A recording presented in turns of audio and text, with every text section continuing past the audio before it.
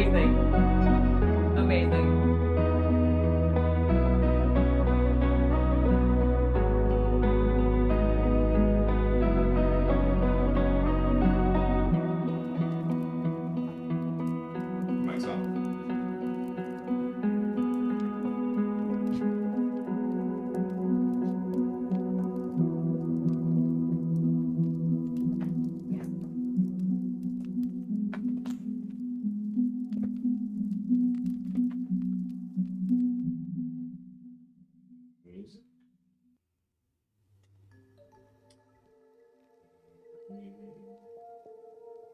Oh, you're already on mute. They didn't hear us. Yeah, I was gonna say the entire time. What the hell? You guys gotta tell me this shit. They just. You gotta tell me what. They did. God, who knows what kind of embarrassing stuff they could have heard? They could have heard me talking about Meltman. You don't think they want to hear me talking about Meltman? The power to melt? I think they might want to hear you talk about Meltman. Okay. Belts? Belts? Talking about belts now? No. What? Huh. Fair enough. Did I say anything embarrassing? I don't think so. I didn't say anything about the Polish, did I? No, Okay. you said nothing about Good. the Polish. Making sure. Woo!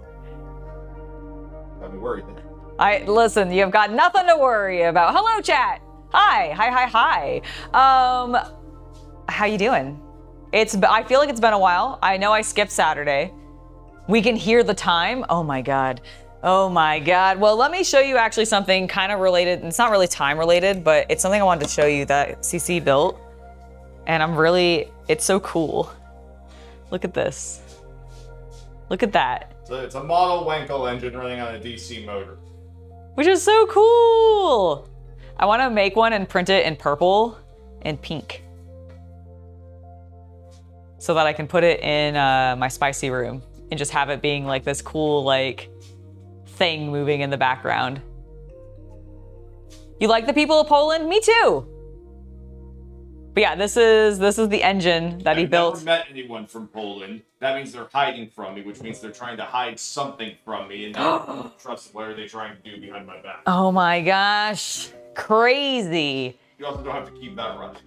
Oh yes. No, you're right. Sorry, I really like it. Because I know it's making a noise. No, you make a good point. Although I don't know from like when I was sitting back here how much the noise was actually being shown. Yeah, fair. Oh, why am I dressed like this? Because I'm sanding today and I don't want to get it all over my clothes. And I remember that I have this really awesome, I almost said leather, but it's not leather. Canvas. Got there eventually. This really cool canvas. The pockets are leather, but this main material is a canvas material. Yeah. This was the same apron which is the word you were looking for. Yes, apron. Thank you. That Adam Savage used to use. Like, does he not use it anymore? He's modified it heavily. Oh, okay. Yeah, I was gonna say this is the base for the apron that Adam Savage currently uses. Yes, but he has like updated all the straps and done a lot of replacement work on it. So at this point, I would not ship Theseus his apron anymore. You get what I mean? Yeah, I get what you mean. I get totally what you mean. All right, but the reason I'm wearing this is because I am sanding today because we have a bunch of the Cadian props that I haven't worked on in a little while because honestly, I wanted to let them really just dry out, and also I've been busy. Holy shit, October and even like going into November has already been insanely busy because like, dude, guys, I spent 4 hours yesterday just podcasting with Adam, okay? Like he told me, he was like, it's gonna be 2 to 3 hours, which is what I relayed to the Chaos Cultist. And then 4 hours later. It's like 1:30 in the afternoon and I'm like, can we get lunch, please? Yeah, I was so hungry. It was very funny, but like, that was a lot of fun. You can expect that on his Patreon sometime in the future. But I really enjoyed being able to chat with him for 4 hours yesterday. But like, my God, I just feel like I've been so busy. It reminds me of Jenna Marbles a little bit. I get that. And so I feel like I haven't seen you guys in a little bit. Hi, it's been a little while. You got to start planning and prepping Thanksgiving menu. There you go, Captain Comic Geek. I think we're gonna end up doing Friendsgiving with people this year, which we've done a couple of years in a row now, and I'm really excited for it. We're gonna do like a potluck style, like Thanksgiving, I think is what the plan is. I need to hash that out with the people we're wanting to do it with, but should be a lot of fun. But we're gonna be sanding Cadian props today, so I'm about to mask up. I just wanted to wait. Oh, do you want to show that off a little bit? Well, since you spent so much time building your cool little RC forklift. I did. I built a cool RC forklift. You control it because you're better at it than I am, and I would like... Turn this on. I don't know where the switch is off the top of my head. Ah, no problem. It is actually just right here. There you go. You should be on. Yeah, so we don't have a lot of room here, so I'm not going to be moving too far. But this is the RC forklift Angela built. Yay! Do you want to talk about it at all, or are you going to say yay? No, I would. So it was really fun to build. I was a little intimidated at first, but everything went together really well. So this is something that you can do if you end up having a 3D printer. Bamboo Labs has like a line of products that's geared towards small electronics that combo with things that you can end up 3D printing. So the shell, the treads, all of that is 3D printed. The mechanical parts, The electronic parts. Yes, the electronic parts, and like the string and a couple of those things, those are obviously from the, what is it called? It's brick? It's called Cyberbrick. Cyberbrick. It's something I did a Kickstarter for earlier this year. We are not sponsored. # not sponsored. Yes. So we bought into a set of it. Yep. And honestly, it's worked very well. Basically, for all intents and purposes, it's an open platform for it's not an open platform, it's Bamboo's, but it's a free platform for building remote controlled vehicles on. Which is really cool because like this is clearly like, I could build, yeah, I was like, I could build a tank off this, like, which I'm actually really excited to potentially do. But of course, the first thing to do is the forklift.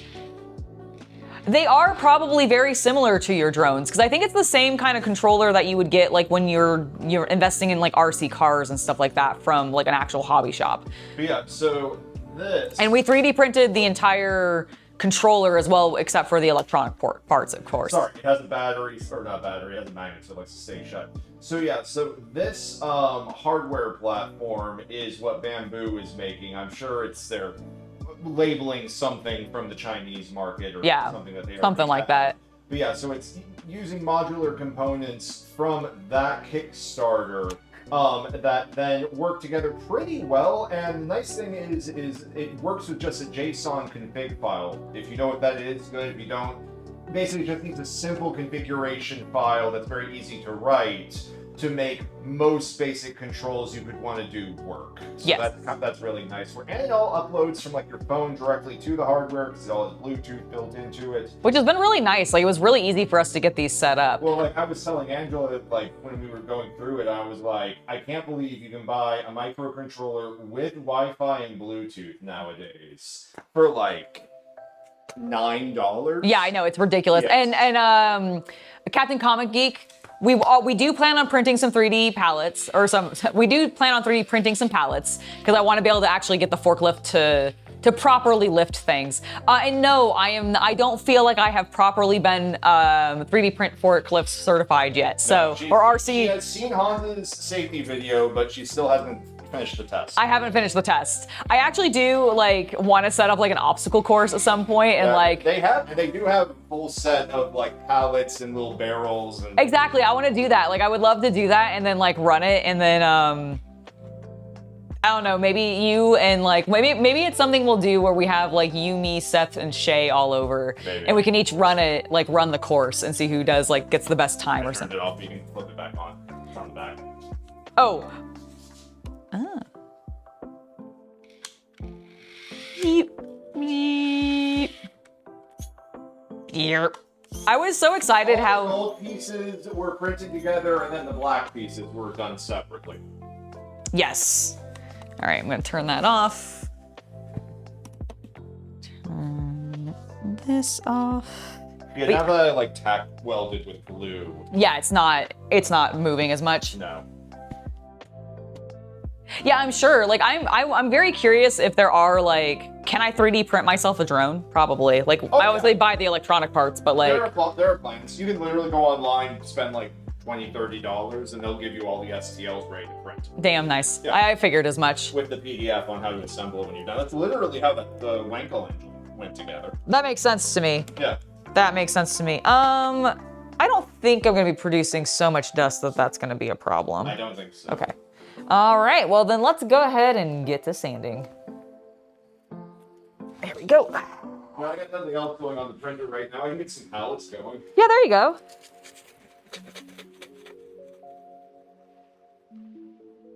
But yeah, that's what I spent the back half of yesterday and the forward half of this morning doing. Is building that little forklift. I keep wanting to call it a tank because it has treads. I agree like entirely. RC tank mod. Oh my god. Oh my god, yes. Surely somebody's done that. Somebody who 3D models, do that for me and I'll print it. And there aren't that many. And most of them are of Fremont. Damn it. Someone RC car or tank mod. I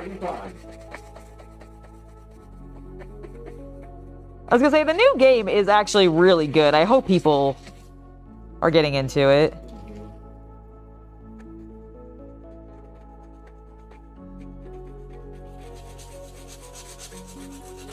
Someone actually has an RC R2D2 design. Oh, really? That's cool. Yeah. Maybe that's how I'll build my first R2D2. Not a terrible way to do it. Maybe we can plan that for like May the 4th. Maybe. I mean, it's a big project. Is it? Oh, is it a big one? It's like 18 prints. Oh shit! I didn't realize it was that big. It's like this tall. Okay, so it's like mini, but you know, you're still printing a pretty complicated map. Yeah, no, I understand.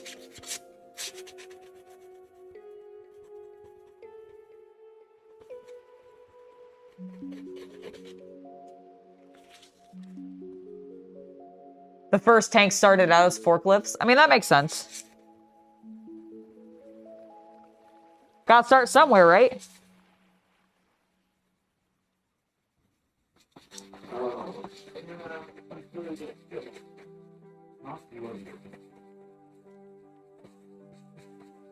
Which one are you doing? You wanted, Pallets? yeah. Yeah. So I need to put a brown on. Kita, why are you in here? Love you. Kita, you're gonna get dusty. No, don't be a dusty cat. You want me to get her out? No, it should be fine as long as she's like Kita. She is like Kita. No, don't hang around me. Go wander. Go wander. No, go wander. Thank you. Be like, no, Mom, I'm gonna stand right next to you to prevent you from doing anything that you plan to do today. As is my kitty way. Kida, K-I-D-A. Like, oh, you okay? Yeah, Like the princess from Atlantis is my cat. If you could not hear her meowing. Meow. Meow. Yeah, the bottom of that box just like fell. It gave out on you? Yeah.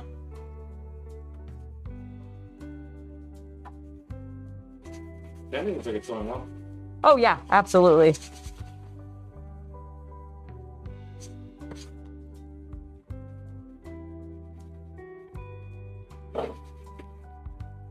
Okay, just to show you. Yeah, So, see, I've taken this apart. Yep. There's a little notch. I see that. Yep. It lines up. Okay. Okay, so this is one of the refills. I get you. Yeah, and this is me putting dark brown on top.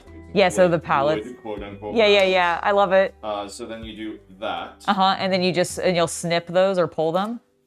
Okay, pull them. So you don't have to cut. Yeah. I guess that's nice because then you don't have to risk accidentally snipping your filament. Showing her how to refill a filament roll. I'll do that one last because it actually has the... Oh, the end to it? Yeah. And then you want to hold that down so that you can catch it. It really isn't going to want to go anywhere. but just in case. Okay.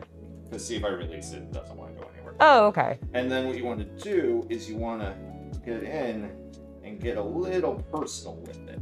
I see. You're spreading it out to like evenly. Because the thing is, it spins via the center. Yeah, yeah. And I don't know. This is in their instructions, and they make a big deal about it. So. Yeah, no, I think I've read the instructions. Like for some reason, when you're loading filament, you have to get in there and like spread its cheeks.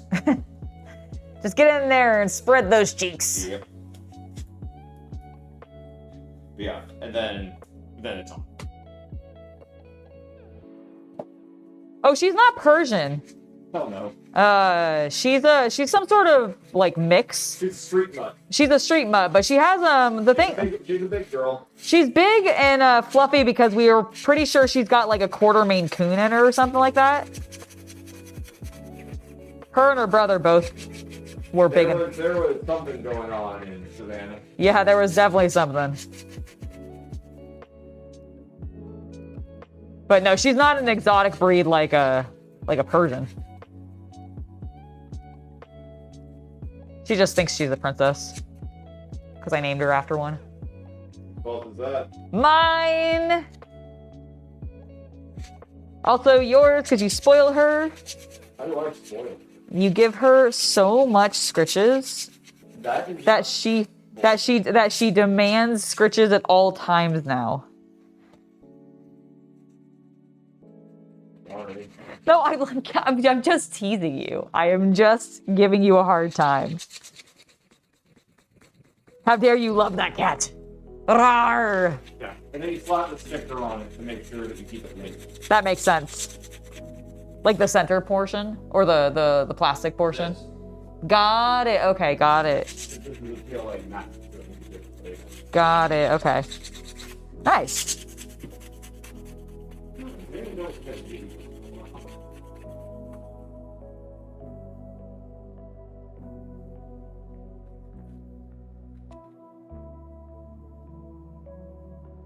Oh no, your living room TV isn't working. I'm so sorry. We got audio but no visual, huh? Could it be your HDMI cable?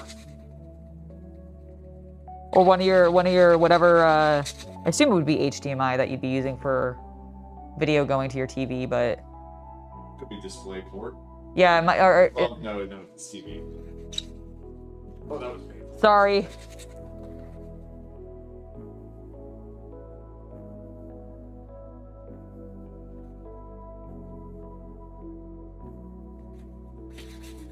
Hi, I see you. Where are any of the systems? Oh, I brought the small pair upstairs because I needed it for cutting the string. It's just upstairs. Oh gosh, please be careful. All right. So you hold this with my chin. What? No. And bring the knife down. No.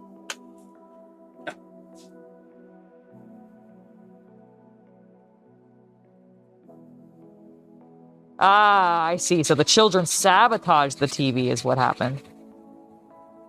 Makes sense. Hi. Meow.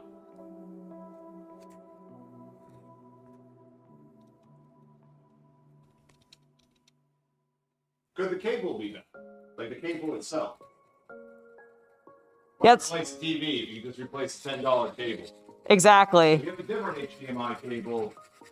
You might want to test it before you try to replace the TV. It might be because it could just be the cable. Especially if the kids are like fucking with it. If they move it around, they could have like done something to the cable and caused it to be. Oh, you checked all your connections, but have you checked it against like I think the connections might be fine, but maybe the cable. Yeah. So. I'm not saying it's likely to be the problem, but the 10% chance that it is. It saves you a shit ton of money. Ida, get it away from the dust. You want me to take her out? No, she's okay now. She was just trying to sniff it specifically, and I was like, maybe don't do that. Don't inhale the sawdust.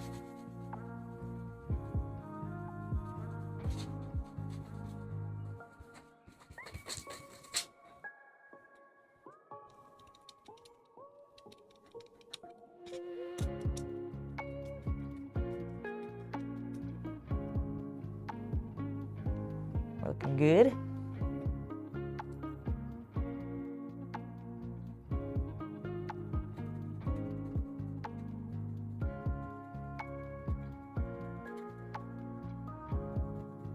Alright, Gina, I have to get you out now. Cat wants you out. There you go. He has left the room. He's been very wandery the last, like, week, I feel like. Weather day. It must be. Be a minute to see what you're working on. Ah, yes.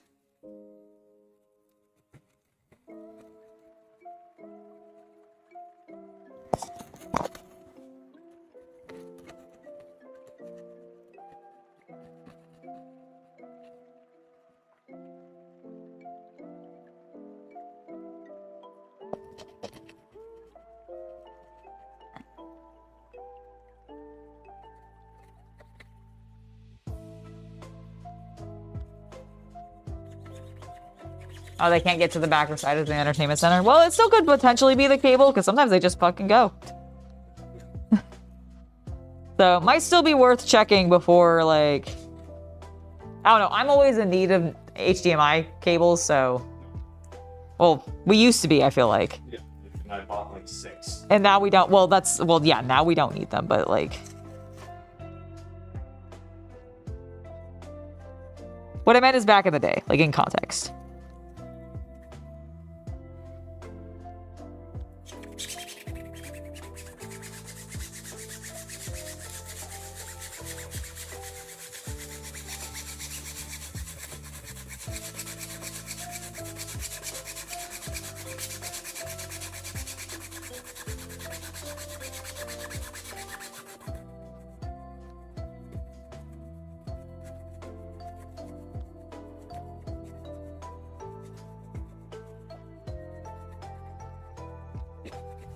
Yeah, before replacing the TV, check the cable and replace it with a different HDMI cable, and try a different HDMI input on the television. Yeah. Is the input itself on the television like that? Because then you might, if you have other, like if you have 2 HDMI inputs on the TV and one dies, you can use the other.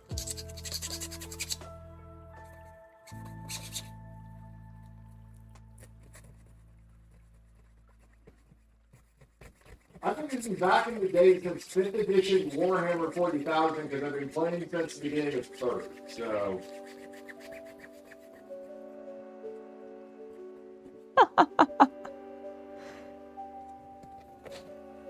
Doop, doop. Oops. Okay, maybe don't stab that too hard into the mat, Angela. It is flexible. And this is a sharp, pointy thing. I accidentally stabbed the mat a little bit with the knife. You've been trying to stab holes in a lot of our furniture. I didn't mean to act. Okay, the fabric on that lounge like bed outside is not as, I think, sun resistant as it says it is, because it has gotten so thin from when we first bought it. Cause that shit just like, I mean, I had a heel on, so I get it, but like. While filming the last VIP video, he definitely put one of those high heels right through the cushion of the return to lounge. Yep. Whoopsie daisy.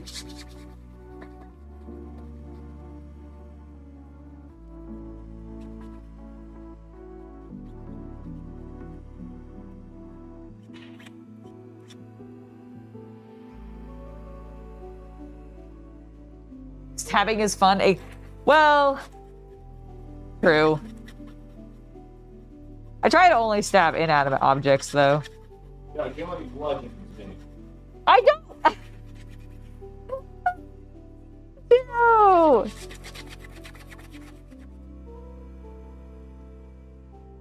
I don't mean to accidentally punch you sometimes.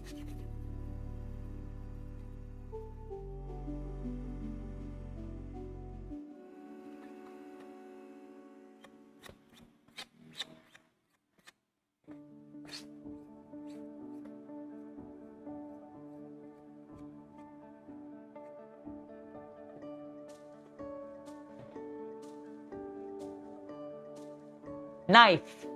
Knife. The side I've worked on. The side I haven't worked on. Can you even see the texture? There we go. Texture. So this is the side I haven't done anything to. The side I've smoothed. Nice. Oh yeah, that's feels really good. Yeah. May I have? Yes, thank you.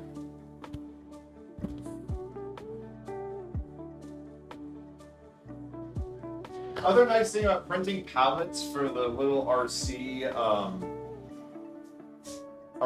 car. Mm-hmm. That's basically what I imagine the size of a Primaris forklift would be. So I think these are 40k scale pallets. Hell yeah. Yeah. That's great. That's great. I love that. Because you have to imagine like 40k forklifts also have to be comically big. Yeah, yeah, of course. Of course. So I could see a little guardsman in that. You know what the number one print to add to this is? What? A little Lego seat. That has the two little studs. So you can put what the construction Lego men in there. Or anyone, yeah. Or just anyone, but oh my god, that's so cute. People driving around their Lego cities. That's adorable. Yeah. Oh my god, yes. Okay, I love that idea.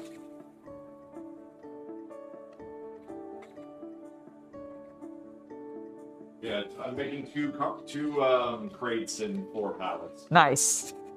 It might be 2 pallets, I'm not sure if they need to be 2 together. Fair enough.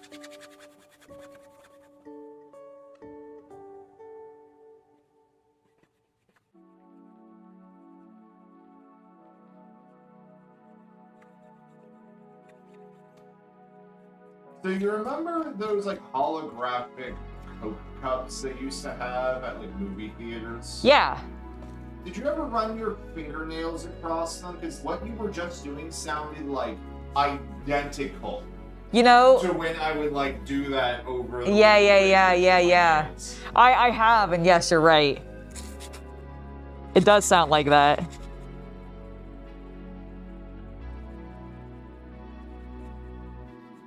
Also, why don't we do that anymore?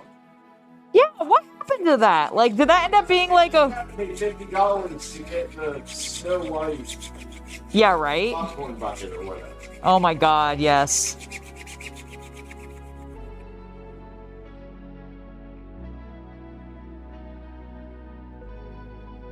Oh, by the way, Angela, next time you're in one of your union craft paints to weather, Yes. weather the Imperial ingots, the Imperial presents.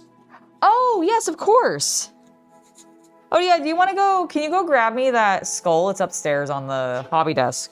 Or I guess, what do we call that desk now? I guess hobby desk is still fine. It's still hot. We're still doing it, we're still doing hobbies on it. Yeah. Okay.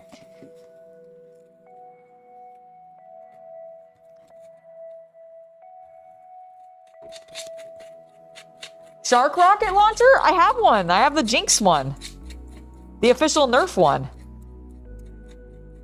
You want me to 3D print one? Can you paint a knife in a Damascus style? Maybe? I'd have to look at what, like, I mean, I've seen Damascus, but like, I'd have to look at the pattern, like, actually, and be like, is that something I could easily do? Because, like, I'm sure I probably could. It would just be a matter of, is it worth my time? Because my time is extremely valuable to me. But it would be kind of cool. What? Painting this as a Damascus blade. Oh god. But it also feels time consuming. I feel like if you want to do that, the way to do it would be to do one of those, what do you call it when you lay, like, the tie-dye ink on the surface? Oh yeah. And then you, like, soak the item through it and then switch it around. The dip, like something dip? Yeah, but the way to put, like, patterns and stuff. Yeah, That yeah. would be a way to do that, I feel. Yeah, that probably would. Yeah, I'm not sure I'd want to paint, hand paint Damascus. Hello, Godzilla, how you doing?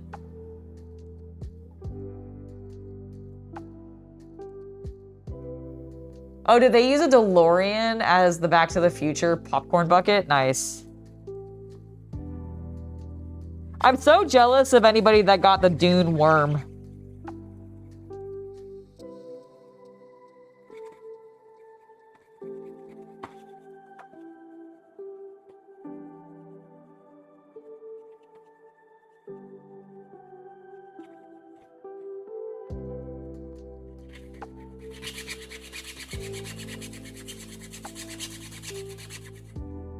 Also, Luke, she has a shark rocket launcher.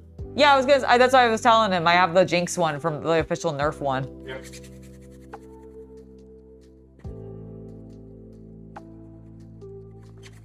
I think you found it broke with it. Yeah, I did.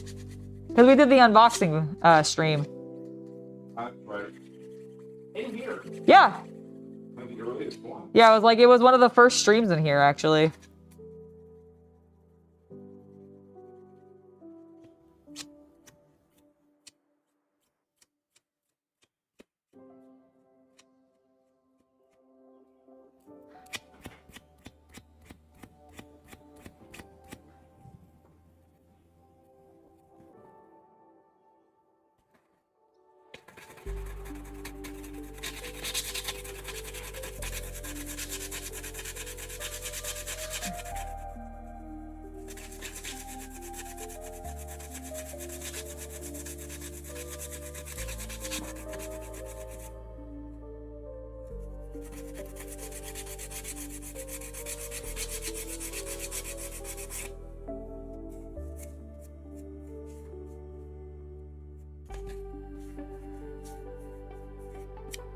Hello, Greg.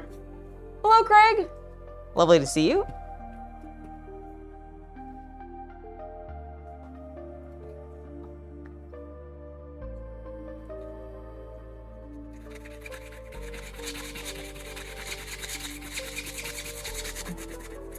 Okay, and with that sound, I'm gonna start leaving. Okay, I'm so sorry. Can I have... No, it's fine. I was just like, oh, my fillings itch. I'm leaving. Okay. Well, before you leave, let me have one more draw, and then I'll say... Oh, and can you grab me the water bottle real quick, actually? Yeah.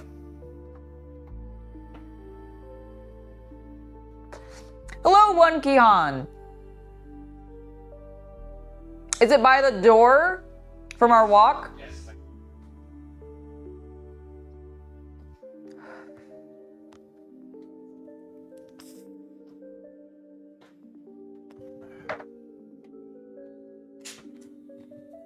I look like a female Leatherface family member. It's the apron, isn't it? Yeah. It's not the most flattering piece, but I mean, you can see why she's wearing it. Look at all that dust. Mm-hmm. We do not have a laser burner, and I have no idea when something like a P2S will be in our future. That's true, unfortunately.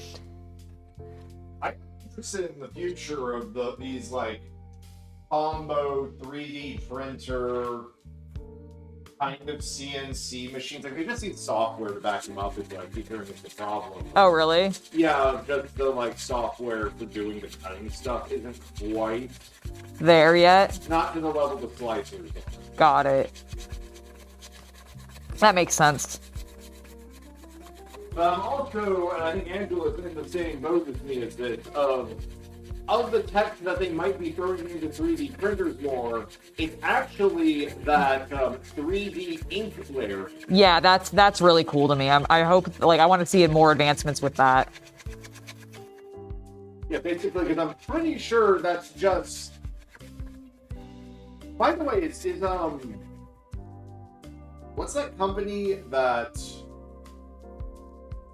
made the steel wall art? Oh, We never were sponsored. we literally have one I upstairs. know we Display. Display, thank you. You know, Display with their entire... Like, I haven't seen them sponsor anyone in months. No, neither have I. I wonder if they're just holding out for the holidays or if they're under. I don't know, actually. But what I find interesting... Oh my god, were they all imported from China? Yeah, probably. And therefore terrorists may have killed it. Yep, that's probably what it is. That would make sense. What I was going to say is that will allow people to make those texture prints, like they advertise them. Are you making like a deadly blade? No. Like, how sharp is this thing? It's not sharp. Okay, good. I was like, No, it's not sharp. Yes, the second printer has been delivered, Craig. I haven't unboxed it yet. It's actually got here faster than I was expecting. And we're not prepped for it where the space it needs to go into. Yeah. I have started moving things off of the dresser so that you can move the castle and everything. My plan is to get it set up this week. Really, what's going to happen is once I get it set up, I want to then get your measurements so we can start working on potentially some trips for battle stuff.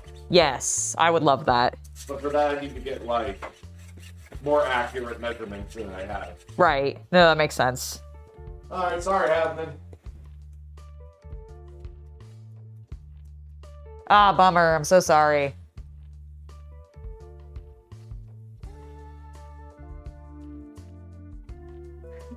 Hey Alex, how you doing? Well, it's not quite wood. It's actually technically PLA with wood putty on it. So it's I tricked you. Not quite wood, but close enough. It's definitely producing enough wood dust. See, Angela, I was sad that you weren't doing enough wood. Yes. So I found a solution. Yes. I mean, to be fair, like, I want to do more woodwork. It's just way more, like, I knew it was going to be time consuming. Yep. I just didn't quite anticipate, like, I mean, I did, but I overestimated, I think, my capabilities at the time with what my schedule was and what we were doing to really, like, focus it. And then, like, I think I also just need to, like, work in smaller pieces of wood so that it's not, because I went just, like, stupid big for my first project. Yep.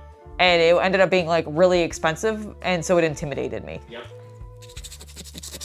If only.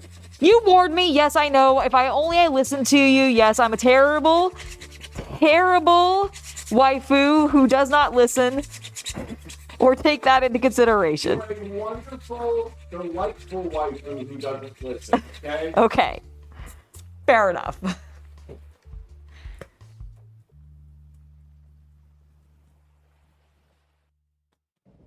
I can definitely run my fingers over the edge, so we're good.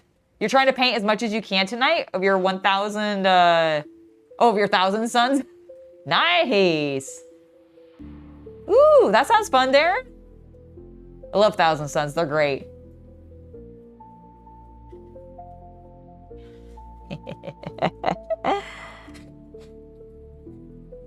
Hey, Starfire. Hey, Starfairy, welcome, welcome. Lovely to have you in chat.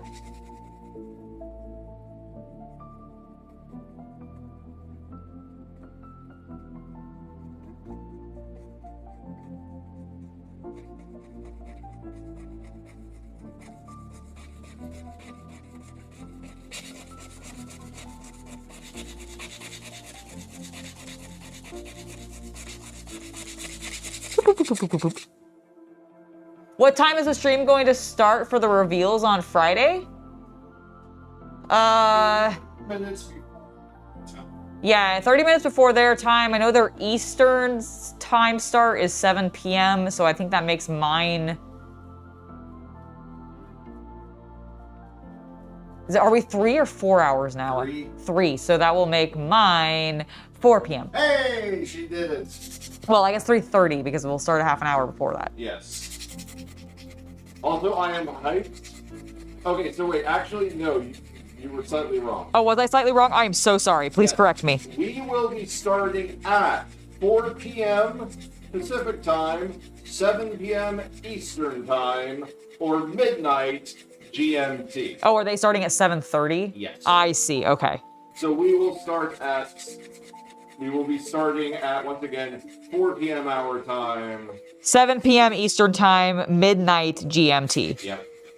Also, I'm very excited for Warhammer Survivors. I like Vampire Survivors, and I didn't burn myself out playing all the clones, so... Yeah, I'm actually very excited because I've never played Vampire Survivors, but I've watched a lot of other... You'll love it. Yeah, I was gonna say, I think I'm gonna really like the new Warhammer Survivors game.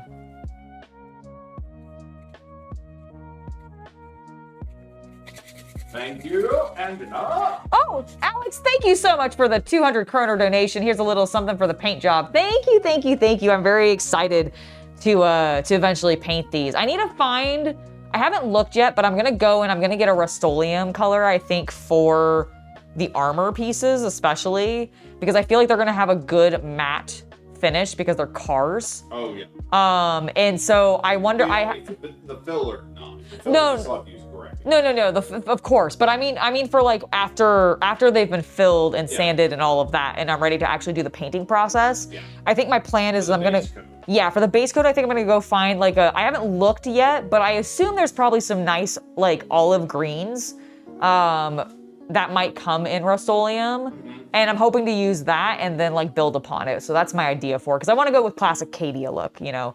The Aquila, of course, will probably be like gold or something like that. But that'll be hand painted. But that'll be hand painted, so that'll probably just be my normal paints. But I'm really, really excited. Yeah, see, I think for the helmet, Yeah. what you should do Uh-huh. is I think the skull should be gold. But do the wings and something else? I think the wings should be black. Okay, I like that idea. Yeah. Give it a little more dimensionality by having multiple colors. Yeah. I like it. It's also very, like, tabletop paint job of somebody who, like, It did the also, helmet green, Yeah. then painted the entire Aquila with skull black, yep. and then came back with gold and hit the skull. Yeah, I get So I your. kind of like the idea of it kind of matches the tabletop. Yeah, no, I like that idea. Happy to do it. Alright, I go play on the wall. Okay, have fun. You too. I will. Love you.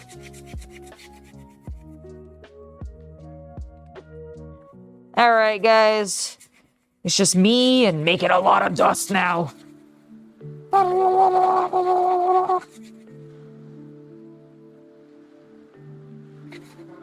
No, not at all.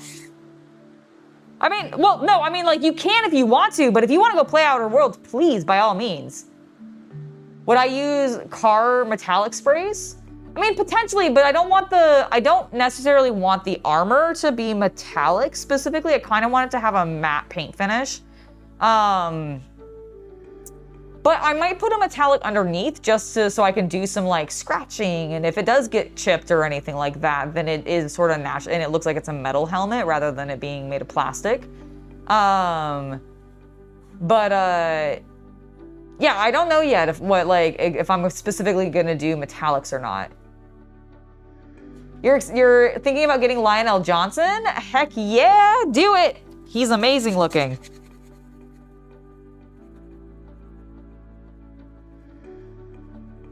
The beautiful model for a beautiful man.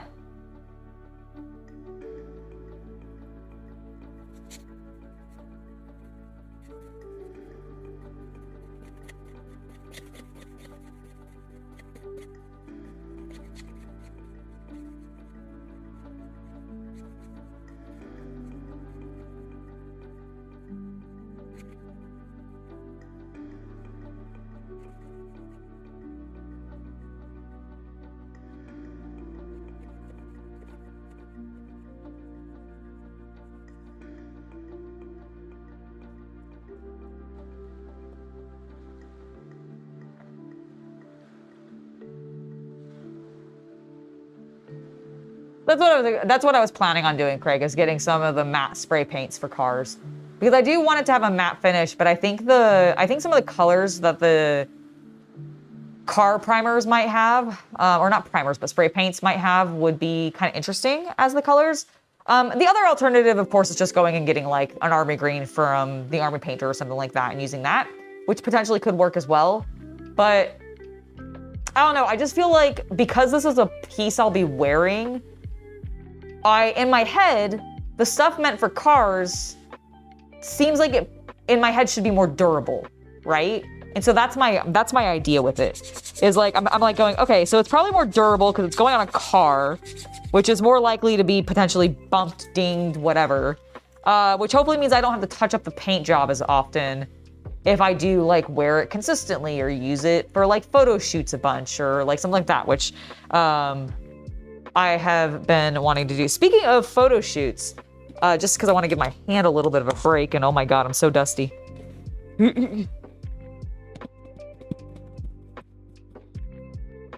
Beautiful. I'm so dusty. I'm gonna be so white by the end of this, more so than I already am. So one of the things that I've been doing is for some props coming up, I have all that extra craft paint that Shay and I used on our pumpkins. And I bought some cheap on sale skulls, like plastic skulls. And I forgot to have Chaos Cultist bring down one of the non-finished ones, but this is the upgrade that I've done on it. Look how nice that looks. Please tell me it looks nice. Hello, Everett. It's lovely to see you in chat. I actually am pretty proud. This is partially going to be used in the, because I know some of you are on my spicy pages. This is for the chainmail set.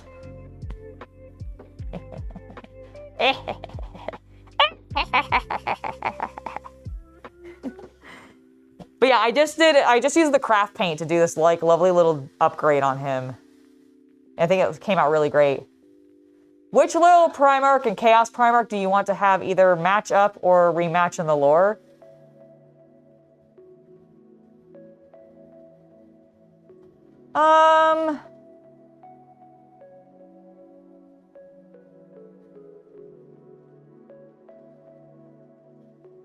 I mean, I guess technically I desire to see Magnus and Leman Russ fight, and then Magnus to destroy Leman Russ into oblivion with psychic power, but I don't think that'll actually ever happen or be realistic. So I don't know. I haven't really thought about it too much, Star Fury.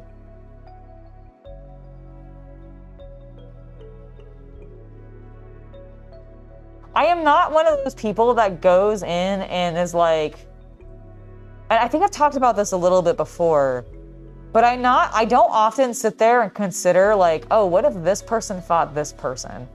I'm like, oh, it's cool that they decided to have that person fight that person in the story, but I don't really sit there and go, what if this occurred instead? Take a little drink of water. But I think if I had to like off the top of my head, my gut reaction is Magnus versus Leman Russ with a Magnus win. Oh my god, yes, see, exactly, Darren gets it. Just Magnus rolling up a little newspaper and going whap right on Leman Russ's ignorant little nose. He's not actually ignorant at all. Insolent is the word I was looking for. His insolent little nose.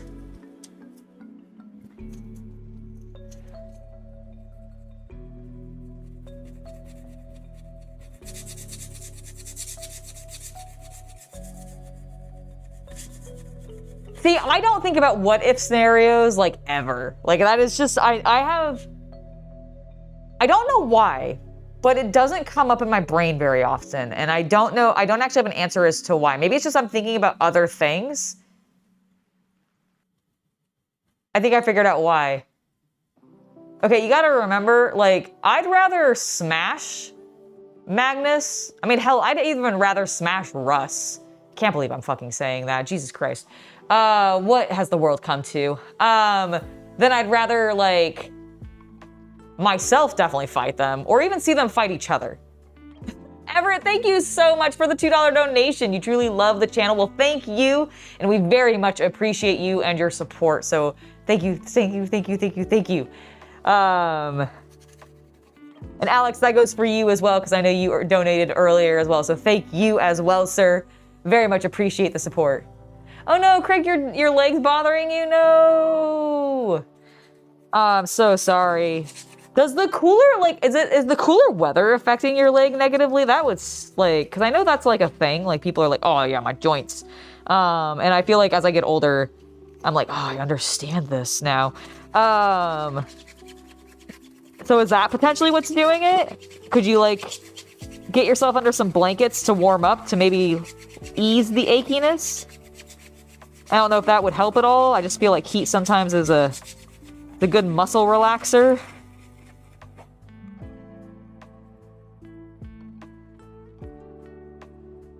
Hello again, Everett.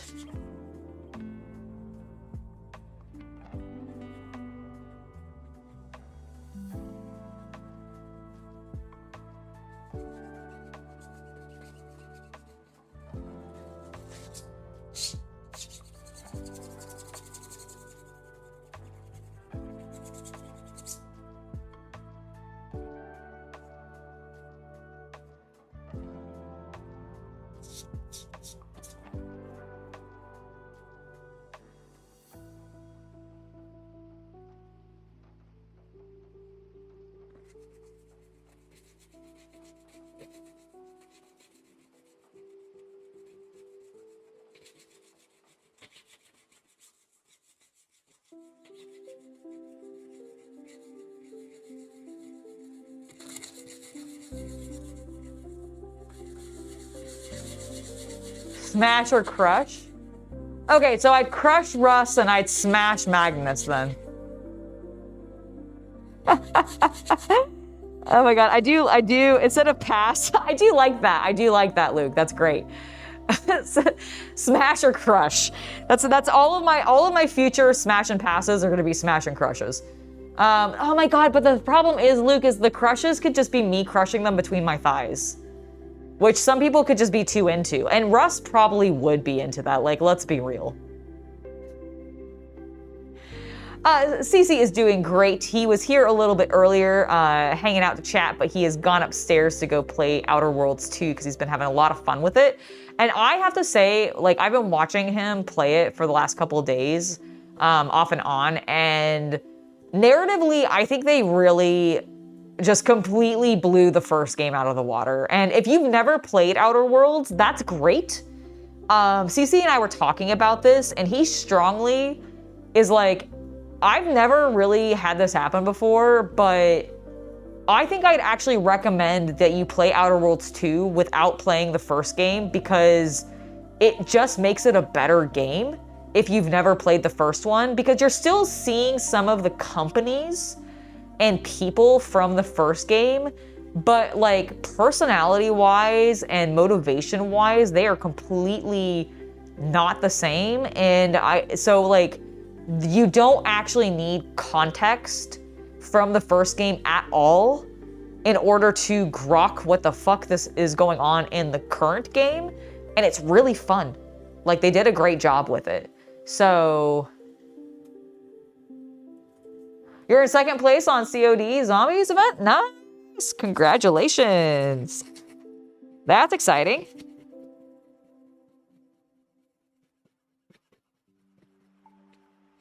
In order to maintain that, does that just mean you have to play like an ass ton of Call of Duty 6? Like, of some COD 6? Like, what do you have to do to maintain that? Or is it like about to be over and you're just like, aced it, we're done?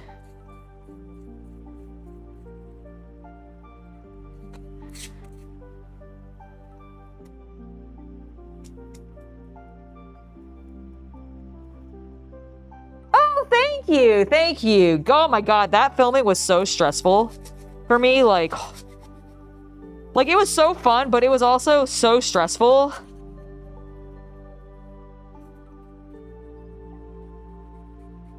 And I'm not gonna lie, I kind of feel like both of my minions at some point kind of, like, not intentionally, but unintentionally almost fucked me.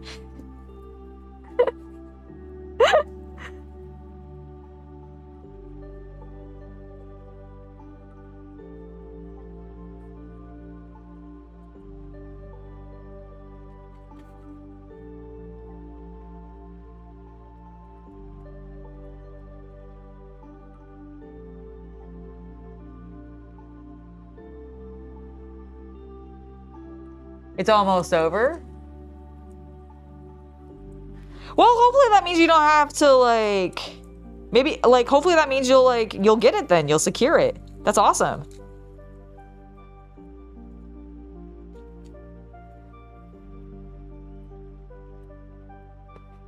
Just rolling up some sandpaper so I can get it into this groove a little bit easier, but have some stability.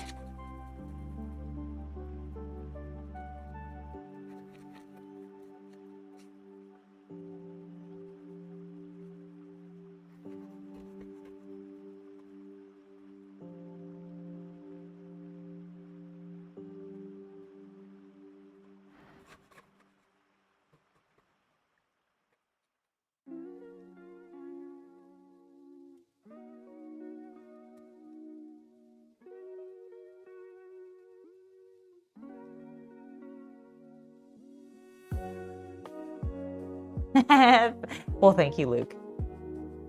Yeah, isn't it looking awesome? Like, I'm really happy with how it's coming along. Steve. Obviously, I have a bunch more work to do on it, but... Speaking of which, let's get back to grinding. Might need to get a fresh piece of sandpaper soon. I just might need to get the fresh piece of sandpaper soon.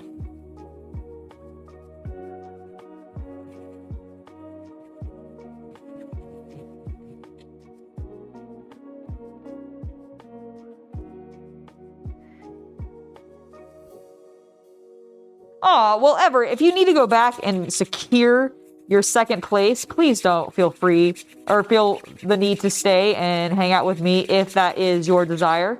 I don't want to keep you from winning at your game, especially if that's important to you. So please, if you decide that you need to bounce, please feel free to.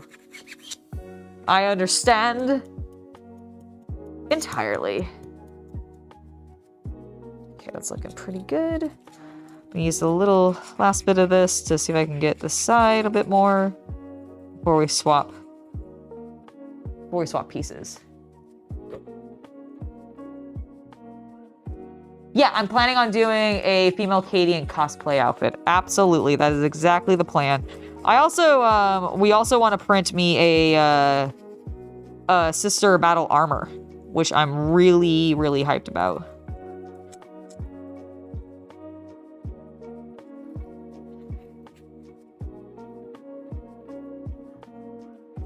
Oh my gosh. Man, this, like, I have been so busy. But it's been good and fun.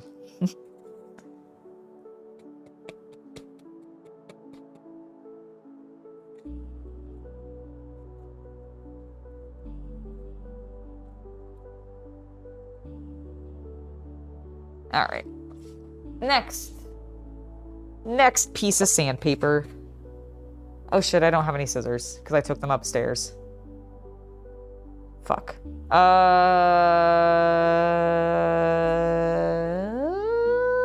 Hold on. I have a solution.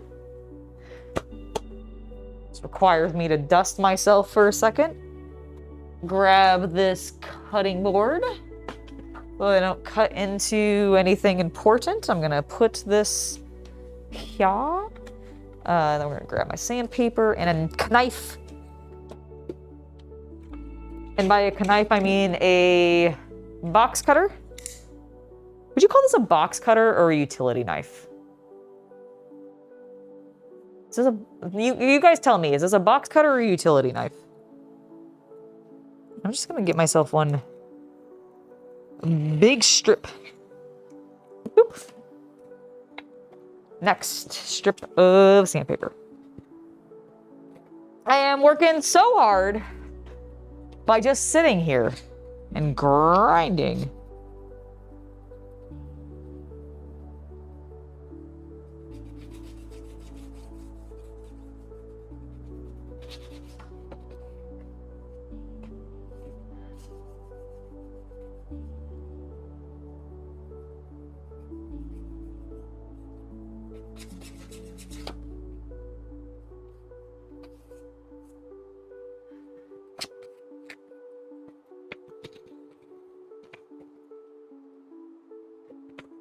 But it's not. It's a Doyle. So it's not Stanley at all. Utility knife is what you call it at work. It's not a Stanley knife. It's not Stanley brand. Does Stanley mean something else? Am I just being dumb? Because I thought Stanley was a brand. Is that a British term? Is it a British brand? Am I just crazy? These are the questions I have on a daily basis that I need answered by you, my lovely viewers. Am I dumb? Probably.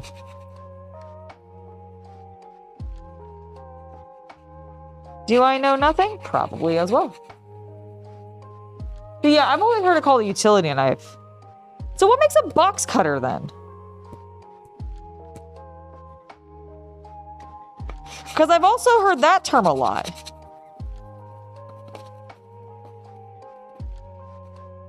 And whenever when I used to work in retail, they'd be like, go get the box cutter to cut down the boxes. And it was always a utility knife.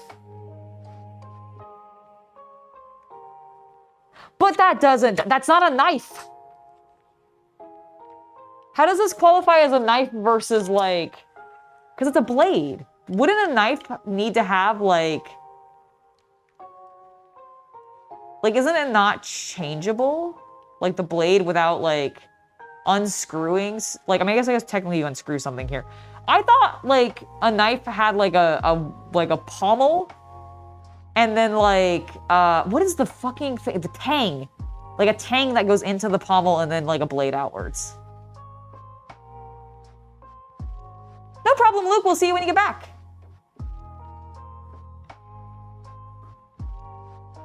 Oh, yeah, no, that's definitely true. I mean, Kleenex is technically not, tissues are not Kleenexes, but people just refer to them as Kleenexes because that brand is so, synonymous with tissues. So I get that. It's a retractable knife.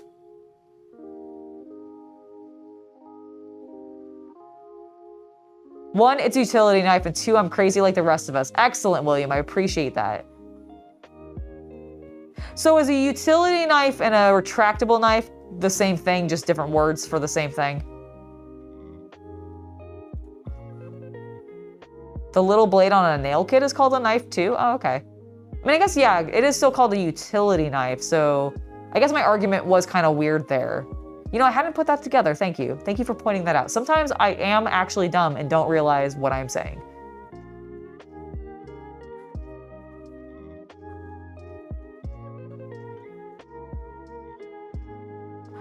Okay, you can't tell me that a box cutter is a tool for opening boxes, you pedant. Of course it is. But what makes a box cutter different from a utility knife? And can I just refer to all utility knives as box cutters as they can all be used to open a box?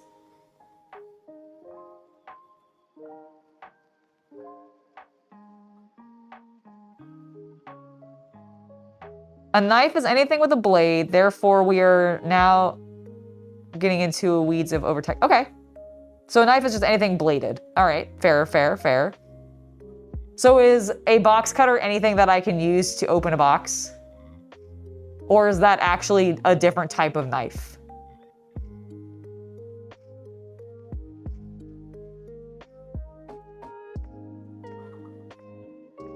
Oh, do you use a sharp piece of plastic to open your boxes and tape and stuff? Okay. I can believe that. I've seen that for some 3D printing stuff actually, of using a plastic knife that literally 3D printed instead of other things for doing certain cleanup. So I can believe it. Box cutters are ceramic blades, and knife is a metal. Oh, so I've never actually used this. So I've never actually used a box cutter then. Every time my boss would call it a box cutter, they were just lying to me. Huh. I didn't realize that a box cutter had a ceramic blade. I don't think I've ever actually used a box cutter then.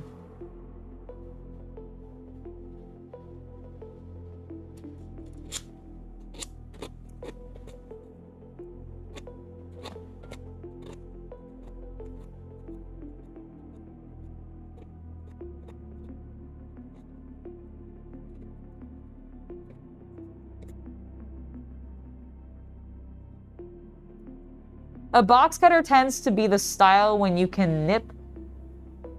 Oh. Okay, so you can still have box cutters with metal blades then, as long as it's the break apart blade. Okay, so then that other little orange cutter, like knife that I have is a box cutter versus this being a utility knife. Okay, that actually helps, that helps clarify for me. Thank you, Geode. Or yeah, no, Geode.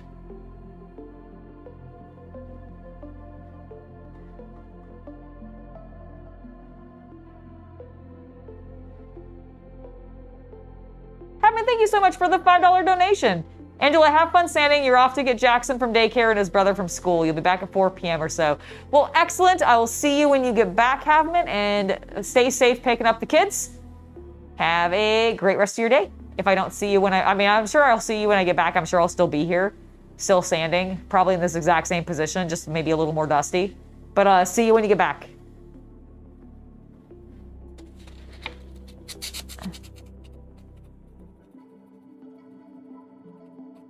Well, cool. I learned something new today. Slash had some other information reinforced. So I appreciate it, chat. I appreciate it. It's always good to expand your mind and learn new things and question stuff that you think you might know.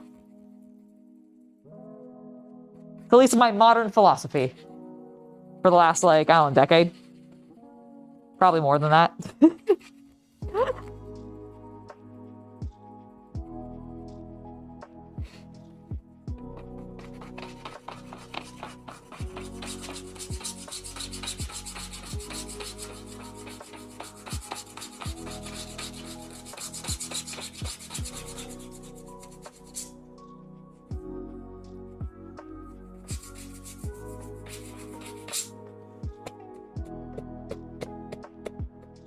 I will need to do some wet sanding once I put the Rust-Oleum on it. So this is just the first layer for the props. The sort of steps that I've seen online that I've been sort of following as my own guide for doing my first prop making is first, obviously you print the prop. Then after it's been printed, you use either wood filler or Bondo to do your initial, and you're doing both of these with a mix of acetone so that it can dry faster and also spread thinner. But you're doing that to fill in your layer lines. Once you've done that and let that dry, you got to sand it down. I believe with Bondo, you would want to be doing wet sanding already because I don't think you want to dry sand Bondo. I don't even know if Bondo does dry sand. Some things you have to wet sand, like Rust-Oleum. It also helps keep the dust down. But this one, I don't think you really want to do that as much. And so once I've gotten my first layer of Rust-Oleum filler primer on here, which I'm hoping will be the only layer I possibly need, although I may have to do at least like 2, we'll see. But once I got that first layer on, I'll let it dry for like at least 24 hours. I might let it sit for like 48 just because I feel like we're going into our rainy season here and I feel like there's been a little bit more humidity in the air, and so I want to really like let things set for a while. And so that's what I've been doing for that. And then, so once that's done, then we can actually start legit painting everything.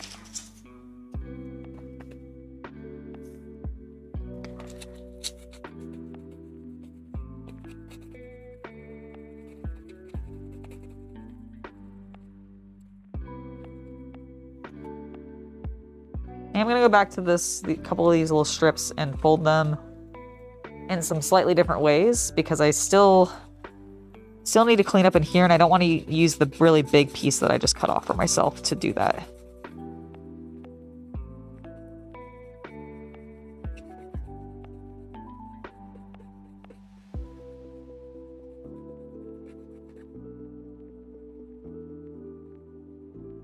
How's the ship coming along? I haven't done more since my last painting stream with it, but I have the wood tones on it. It's fully assembled. Everything's put together.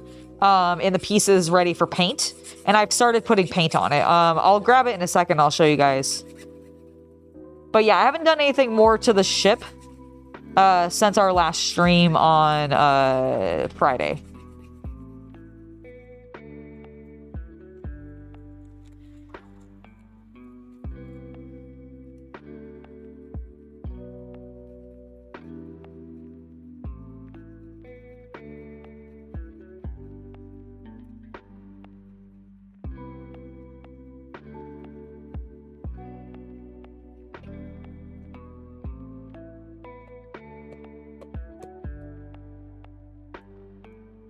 Okay, so that's looking better, but we need to clean up this interior.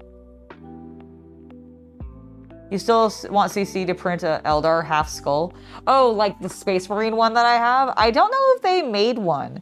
Like we don't really, we haven't explored 3D modeling, like model making ourselves yet in regards to like going into CAD or something like that and just designing from scratch. We've mostly just been finding 3D models that other people have already made and printing those. So I don't know if there is one with like a half Eldar, but like the half Eldar helmet and then half Eldar skull. But it'd be really cool if there was. Oh, thanks, Everett. I really enjoyed doing this streams with Shay and getting to dress up with her. So that was a lot of fun. You think, Alex, you think it's a Tonto knife that I should not have? Itinerary black, sharp as hell, and serrated. Part is awesome. I know, isn't it cool? It's supposed to, this is a blown up version of the combat knife for the Space Marines. Is what it's supposed to be. I love it. It's so cool. Okay. What was I doing? This little corner just been taunting me for like half an hour. Oh, it's been a boring weekend with me not streaming. I'm so sorry. I had to take a break, unfortunately. I was just like, I was so tired from October, and then like, we just had the time change here in the US. Ugh. God, I hate it. I hate when we fall back. It gets like fucking dark now at like 3:30. It's stupid.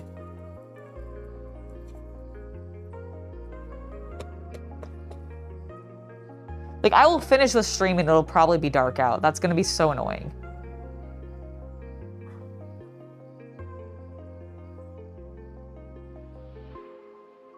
Oh, I wasn't angry at all. Luke, I wasn't angry at all. I was genuinely just trying to tease you and joke. Please don't think that I was angry, because I was not. I have a problem. And I'm sure you guys know this because you hang out with me often enough. But there are times where like I will just talk over people. I'll be way too aggressive when I say things unintentionally because I am just an angry sounding person. I always have been. It's literally been something that friends, family, teachers, other random adults in my life growing up, other children in my life, like growing up, have all literally told me, basically since I was able to speak, that I am sometimes a little aggressive. So please don't think that I was actually angry. I am not. I just say things too harshly sometimes, and I really don't mean to. I just get into a moment and have literally, I feel like I just don't have self-control. So please don't think I was mad, because I was not. I was genuinely just trying to tease you by calling you a pedant, because I thought it would be funny and kind of cute. But if it offended you, I apologize, and know that I did not mean anything by it. And I definitely was not angry. I just probably sounded angry because I genuinely have no self-control. Like, I get excitable and I just start sounding mad, and it's really not a great thing.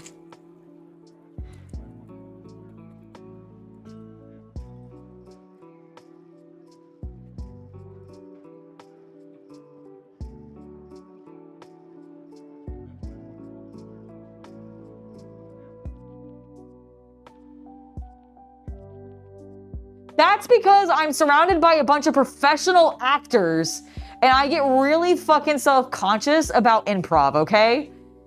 Don't judge me. Don't judge me. Oh, Alex, you're so sweet.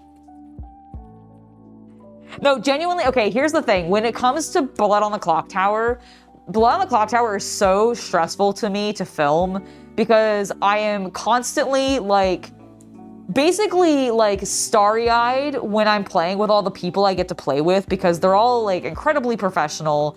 They play Blood on the Clock Tower significantly more than I do. And I genuinely get intimidated going up against them because they know the characters better than I do. They are reading into my mannerisms and things that I'm doing. And I'm just like, I have no idea what I'm doing. And I'm winging everything off of like I'm pulling everything out of my ass, okay? When I'm playing, everything I'm doing is nothing's planned. Nothing's actually realistically planned, and when I do try to plan, it almost inevitably never goes the way that I want to because I am not good at improv or like usually not good at lying either when it comes to these scenarios, when it comes to these games. And so like genuinely, it stresses me out so much. That's why I'm quiet when I'm playing Blood on the Clock Tower is because I'm just like, I don't know. I don't even know what to do or what to contribute to this because I don't know these characters well enough. I don't know how to suss out what I even think is going on. I am just going to give my 2 cents every now and then be guffawed when people accuse me.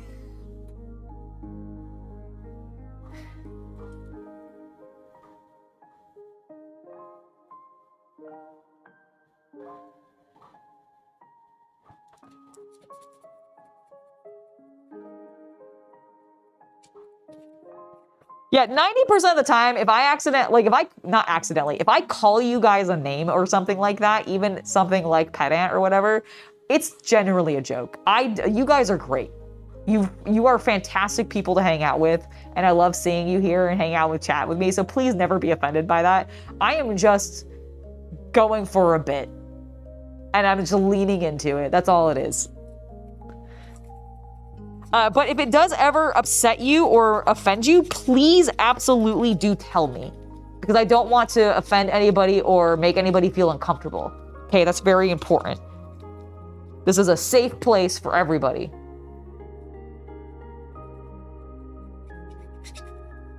Except for those that want to actually intentionally be assholes and hurt people. And be rude. Then this isn't a place for you. But if you want to just hang out, have a chill time, and occasionally joke around and be dumb with each other, then this is the place for you.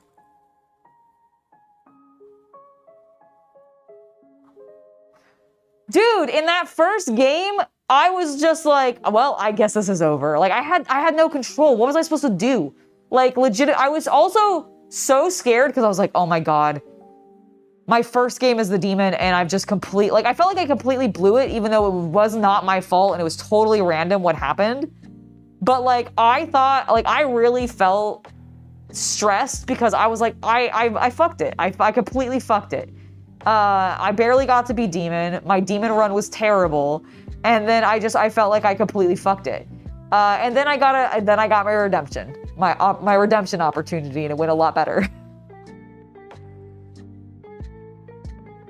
That's true. Yeah, it's a safe place except for CC, who might accidentally get punched.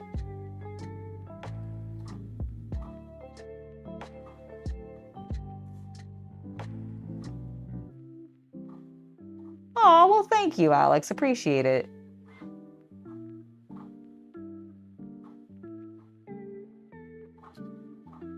The keyboard cowboy? Am I missing something? You wish the keyboard cowboy would come to your house. They would change their tone real fast. I don't know. Who's the keyboard cowboy?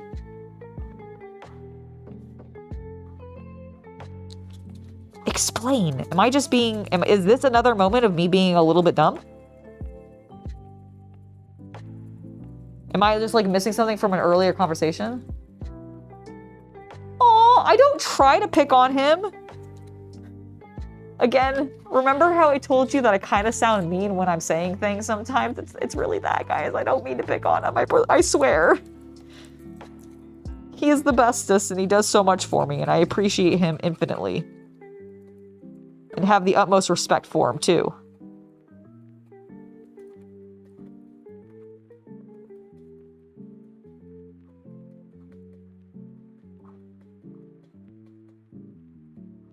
called pigeon poo? Why?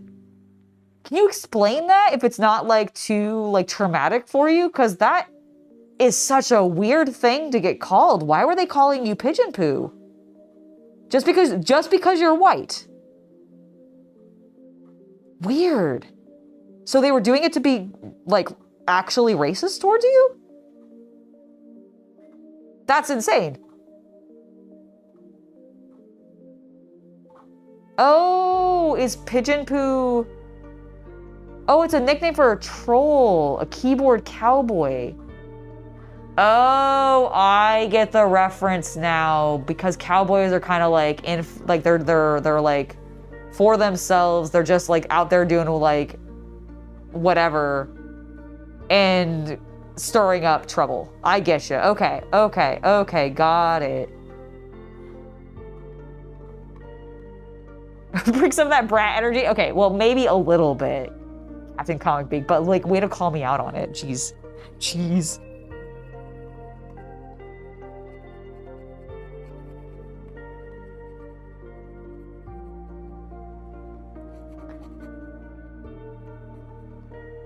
To be fair, we do it to each other. That's the fun of it.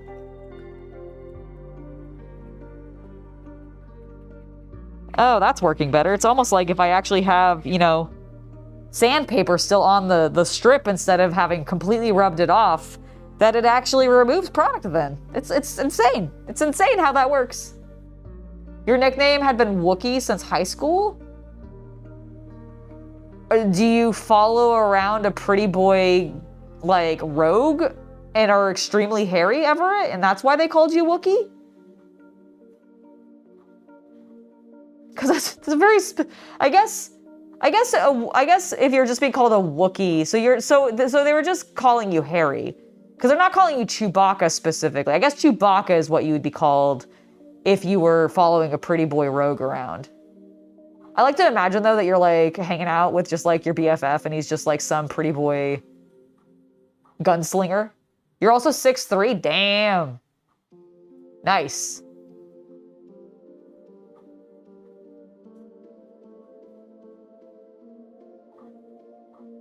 That is 12 inches taller than me. That's crazy.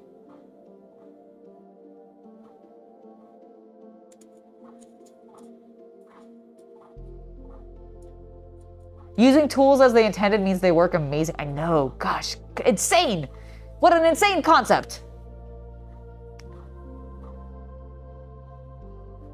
Oh my gosh. I understand, Luke.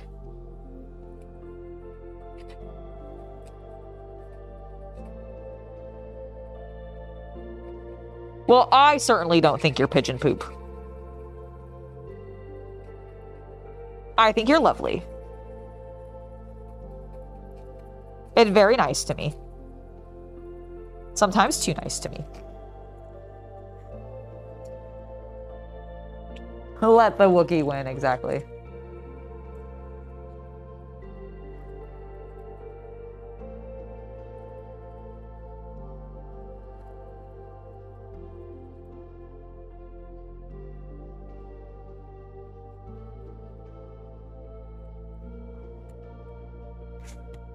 Ooh. Ooh.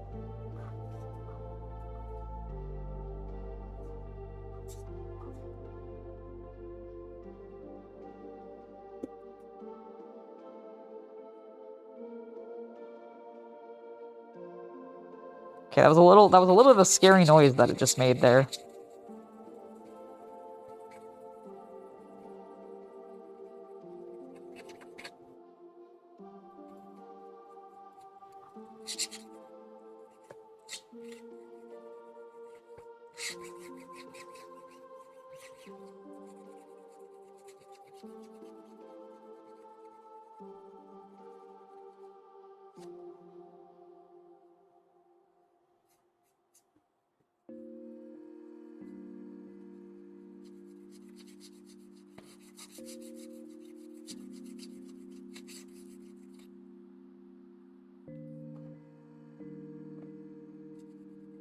I'm not sure I could file this to that fine of a point, if I'm honest.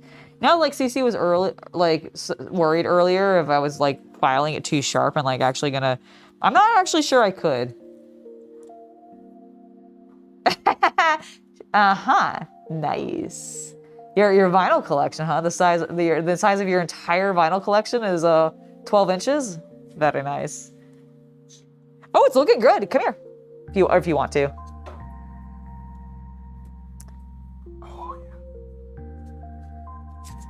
I was actually just telling them I don't actually think I could file it sharp enough to make it that sharp. That's good. Yeah, like just like I like just That's what I was noticing. I was like, I actually think the where the two yeah, it's very well, it's actually thicker than I think I could get it to go that smooth. Like the biggest concern is just this point. Like you could stab somebody with it. Well, we see small children. Yeah, we'll just gut them. Yeah, we'll skewer them. Thank you. Yes, that's the word I was looking for. How's your game going? Can you grab me a soda real quick? Thank you.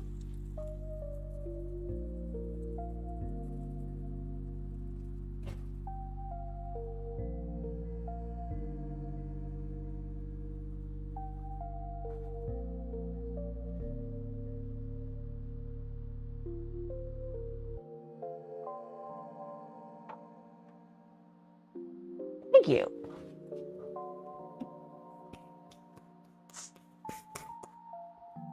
Hello. Yeah, I was gonna say, chat saying hi after you came in.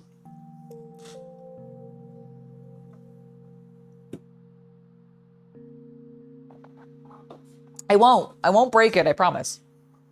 I will drop a little bit of water on it though. Condensation. All right. Back to sanding. I started to use my old-timey gold. What is prospector? Prospector voice is the word I was looking for. What is happening? This is moving. Why is it moving? There we go. Okie dokie.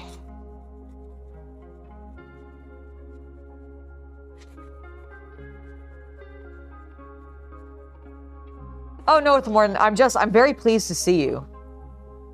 I'm extremely excited to see you. I'm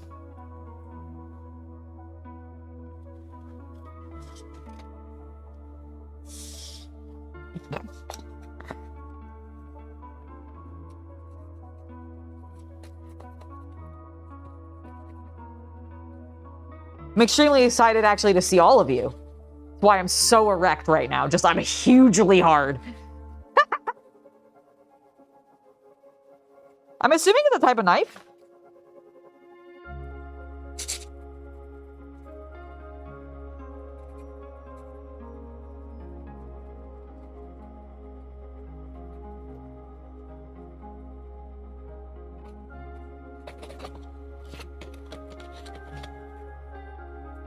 But I actually don't know what a British Kabar is. But I assume it's a knife, based on just like what our current discussion has been about.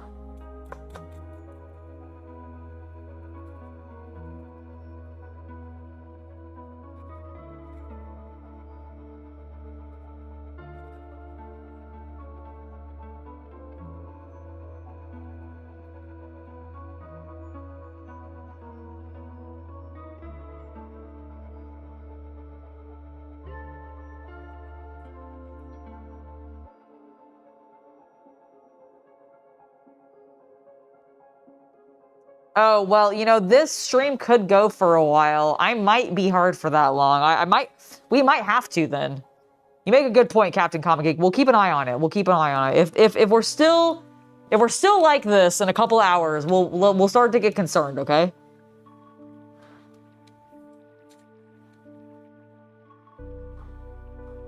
So it's supposed to be, I mean, whatever the Space Marine combat knife is based off of, that's what this is. Or that's what this should be based off of, because that's what this is. It's a Space Marine combat knife.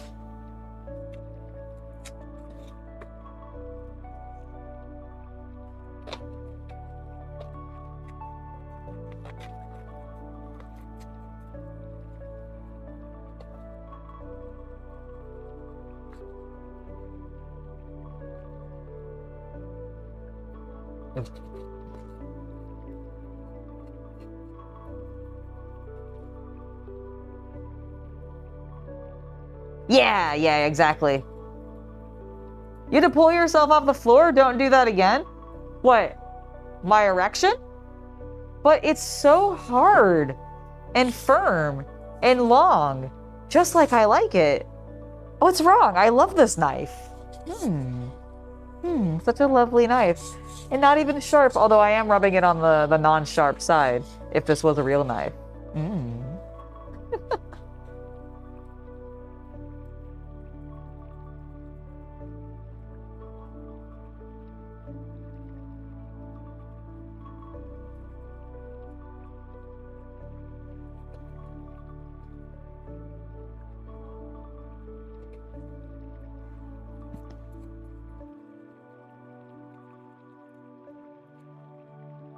Honestly, to be fair, I don't think in 4 hours I'll be working on the knife still. We'll probably have moved on to one of the other pieces.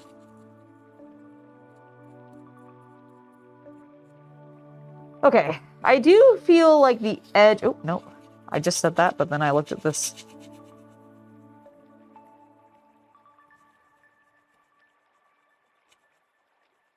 I feel like I've been jumping around a little bit. I need to go back and inspect some of the earlier areas that we did, make sure that they're actually done, and I can actually move on from them. Yeah, this tip is sharp, but beyond that, it's actually not that bad.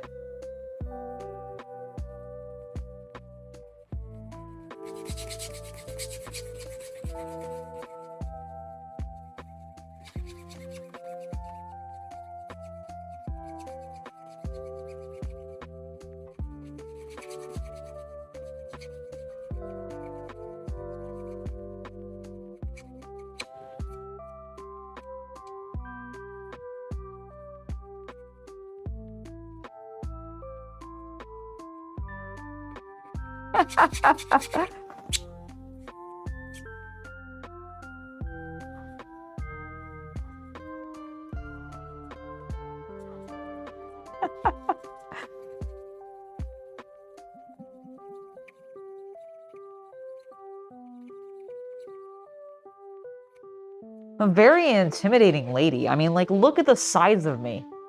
I'm massive. I need to hydrate? Okay, well, that's fair. I can do that. Let me put my knife down.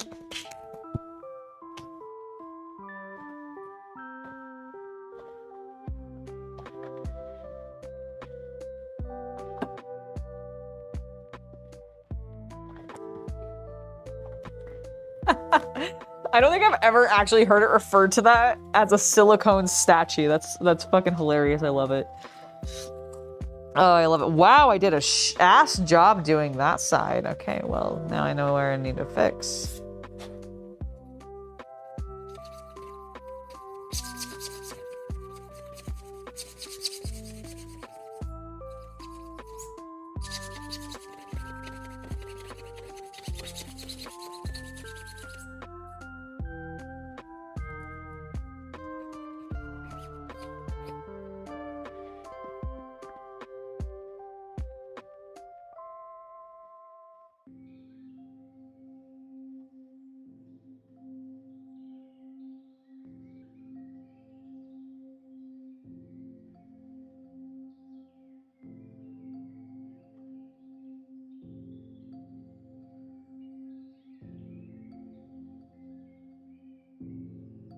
Oh, had I not? Fair enough. I believe you.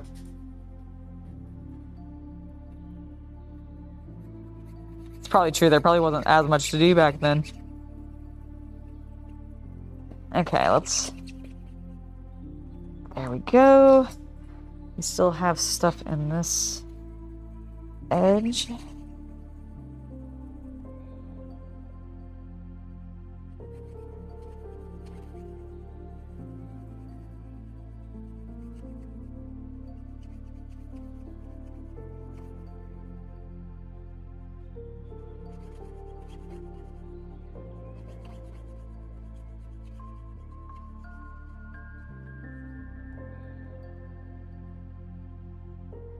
Have I got birds twittering outside? No, you're hearing, I think, the sound of the plastic against the sandpaper. And I'm glad it only sounds like birds to you and not like... Because I don't think I have birds. I don't hear birds. Does anybody else hear birds? Have the birds stopped? Do they only happen when I'm sanding? Ooh, Darren, your Demon Prince of Tzeentch is slowly coming together? Fuck yeah, that's awesome. And do you have a color scheme in mind for your Demon Prince yet? Like, are you gonna end up doing like classic sort of like Tzeentchian, like blue, pink, and like gold color tones? Like, are you gonna treat him kind of like he's a Thousand Sun member? Or are you gonna go with some other idea?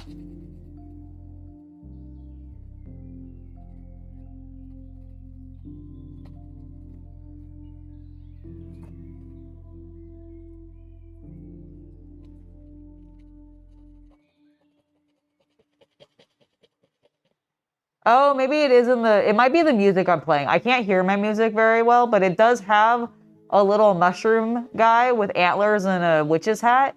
And he seems to be sitting next to, I think, a bear with an... Is that a anthropomorphic eggplant? I think it might be a apple.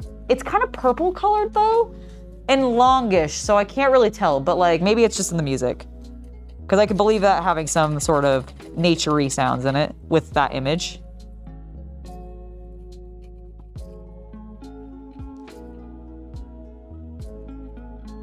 There's also a 3D printer running in the background. Potentially that could be sounding bird-like.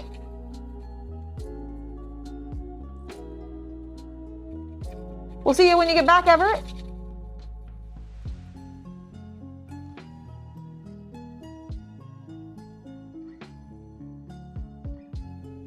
You're painting the armor Thousand Suns, but making the skin similar to a Zangor? Nice. That's fun. Love that. I think that's probably how I'd end up doing it.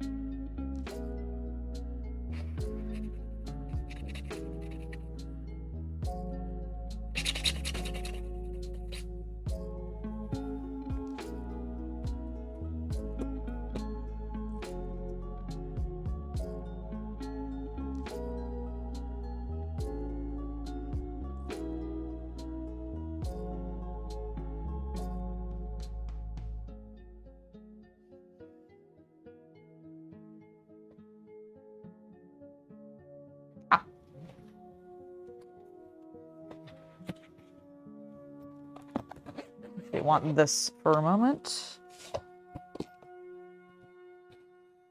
Don't want to use that necessarily, but do I have? Yeah. Well,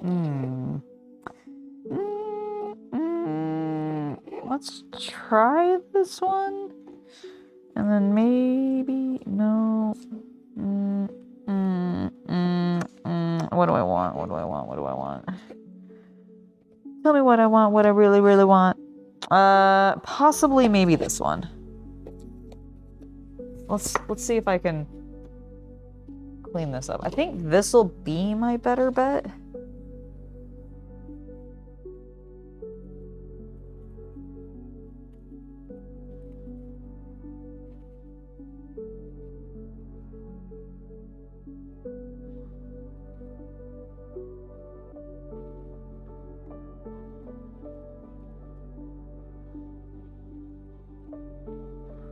Yeah, this is working pretty well.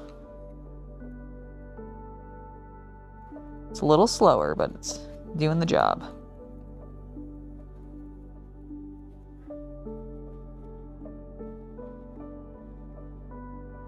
You're blending blue to dark pink on the wings.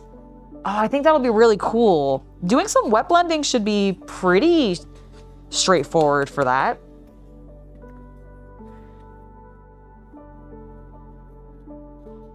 With some, especially if you do traditional acrylics, they'll stay wetter longer than some of the like contrast colors or speed paints are. So yeah, really, really, like that would be my recommendation for is do a nice wet blend with acrylics.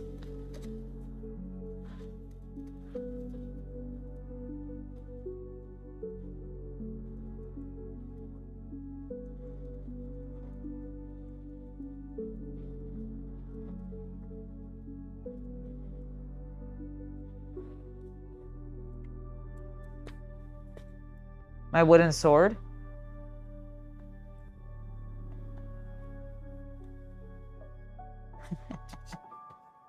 Okay, so, oh my god, it's still not. I thought I was like, oh, I've done such a good job. I've made such progress. Oh my god, I have. I just flipped it around to the other side like an idiot.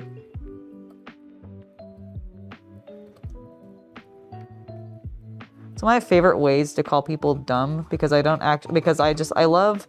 Do you remember, how many of you watch Supernatural and remember Bobby? Because he always called the boys idiots and I just loved it. You idiot? I think it's a very southern way to call somebody stupid.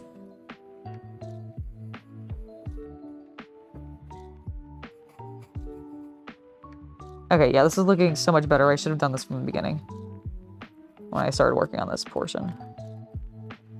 But I didn't because I wasn't thinking about it. Oh, Darren, thank you. You rock. And I'm really excited about your paint job. That sounds really cool.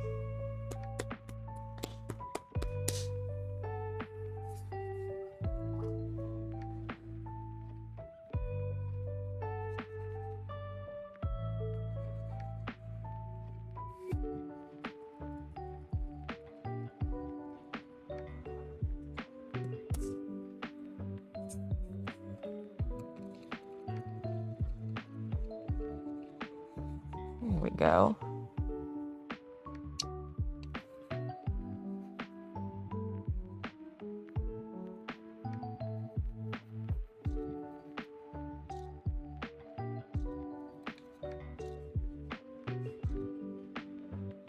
Oh, is that the Irish way to say they're stupid? You know, that makes sense. I think Bobby might have been like had like an Irish background in the show. So that I would believe it 100%. Well, it's my favorite way to say idiot is called idiot. I did not know that was Irish. That's very cool.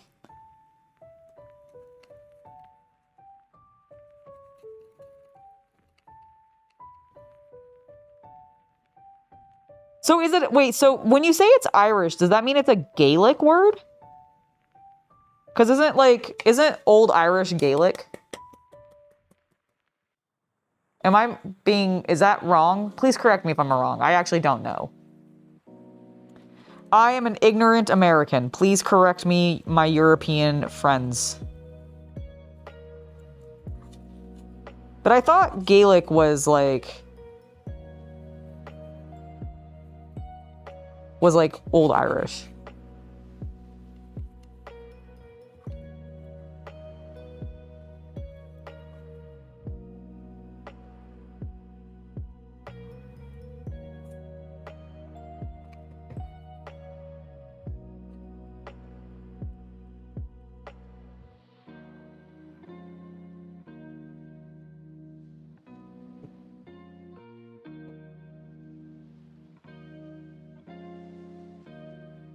It's not Gaelic as far as you know? Okay, that makes sense. I was like, it doesn't sound Gaelic. I feel like Gaelic words are frankly longer and a little bit more complicated sometimes than that.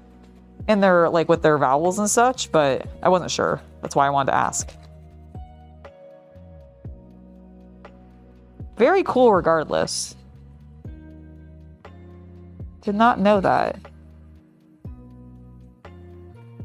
Yeah, I'm learning all sorts of things today. Although I feel like that's pretty common for our streams, let's be fair.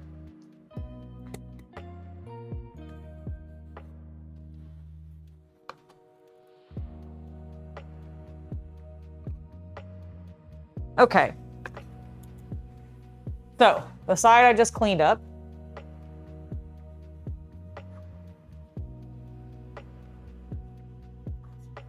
versus the side I need to clean up still.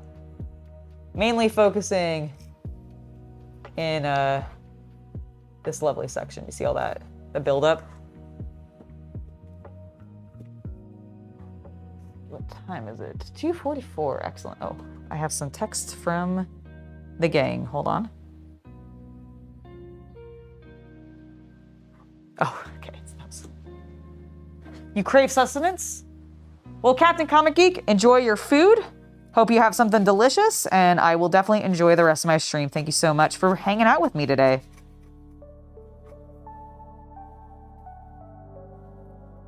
Thank you.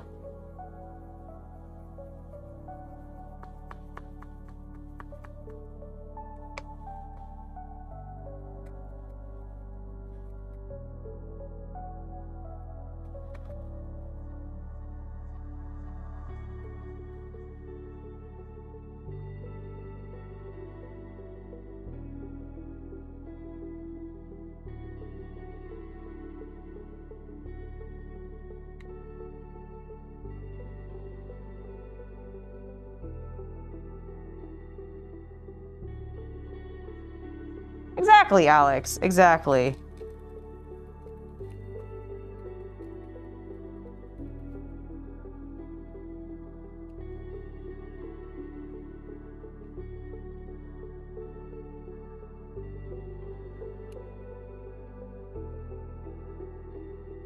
That's just what the Irish say for stupid? Okay. Well, I like it.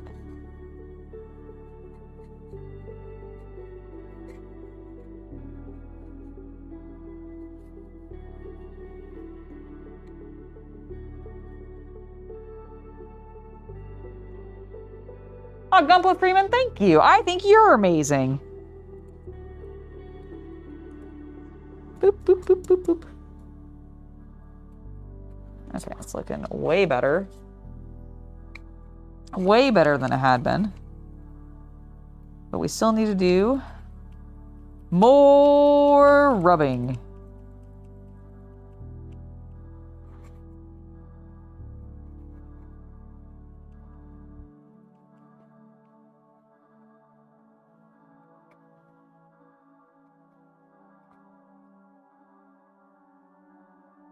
You're confused at what word you guys mean? What do you mean? When I say idjit?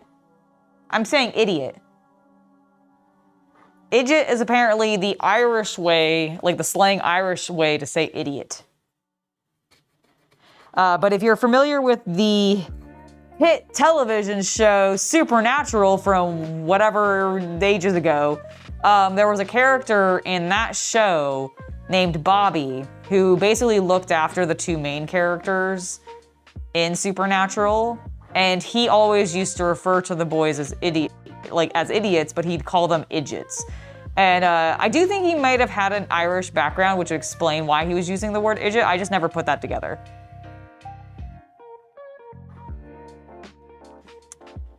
Am I streaming tomorrow or back on Thursday night? I will not be streaming tomorrow.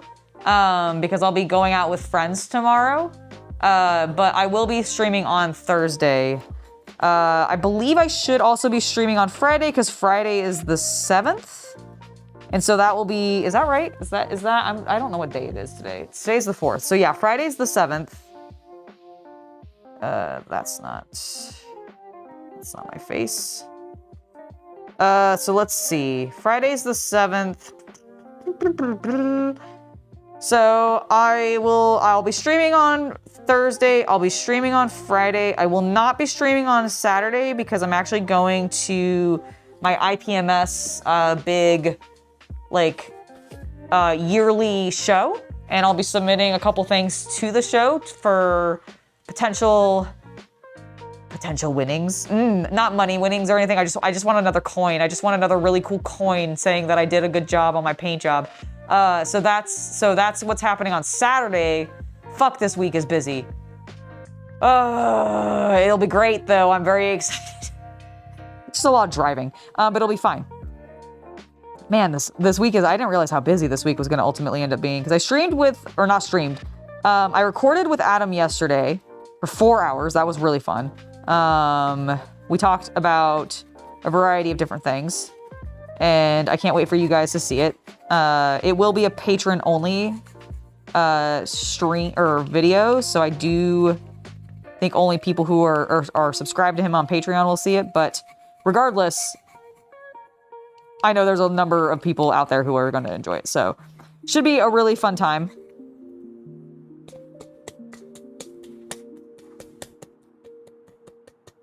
You know, I never actually watched Heroes much, despite going to school for comic books and stuff and that being about superheroes. But I never actually watched it too much. Was there a really shit Irish accent on Heroes? I could believe it. You know, I think I vaguely do recall actually hearing, like, remember reading about that on the internet, but I never experienced it myself for like in its all of its horrific glory. What am I going to submit to the competition? So I'm bringing my diorama that I did previously. I unfortunately did not have time to work on my other one and get it done in time, but that's okay because I'm gonna bring a couple of my painted miniatures as well. One of which I think is gonna be, I might, if I repair him, I might bring the knight, my like chaos knight. I might bring Abaddon because I'm still really proud of Abaddon's paint job. But I might also bring some stuff for Chaos Cultist, so I haven't decided fully. It's something I'll probably figure out later this week. But I'm really excited to go. Have no idea if I'll win anything. Don't really care if I win anything. I just want to go have fun and say that I was able to say that, hey, I submitted something and tried. And I think that'll be awesome.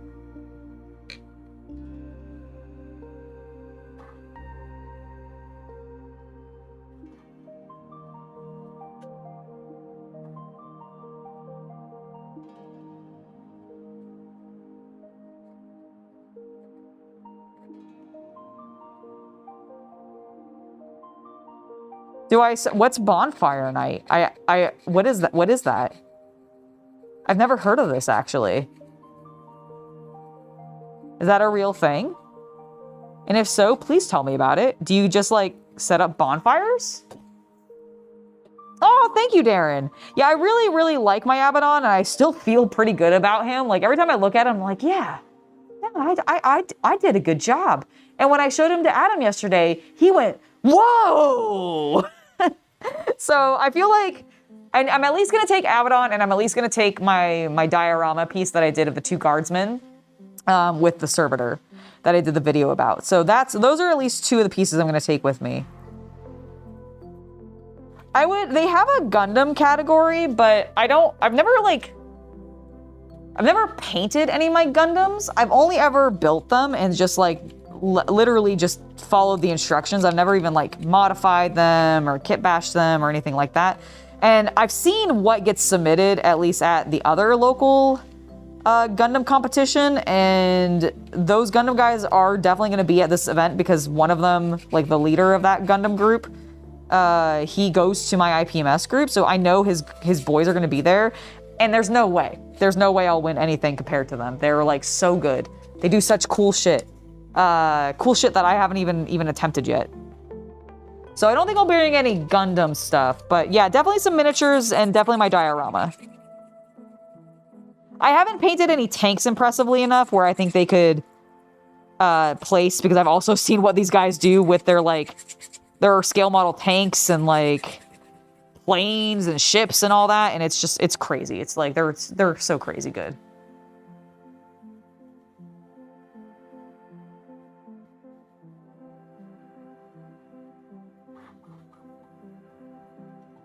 Oh, I see, Northman. I gotcha.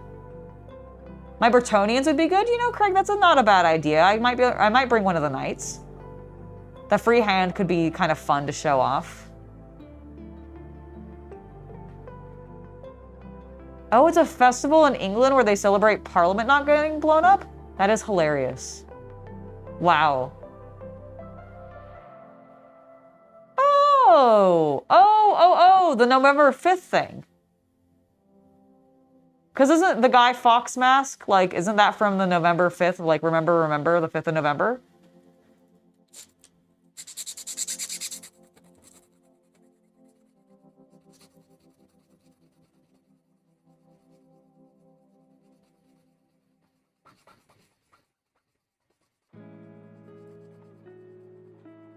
That was later then like co-opted by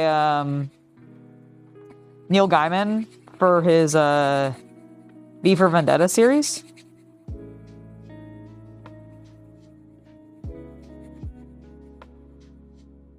Oh, you just mainly use fireworks?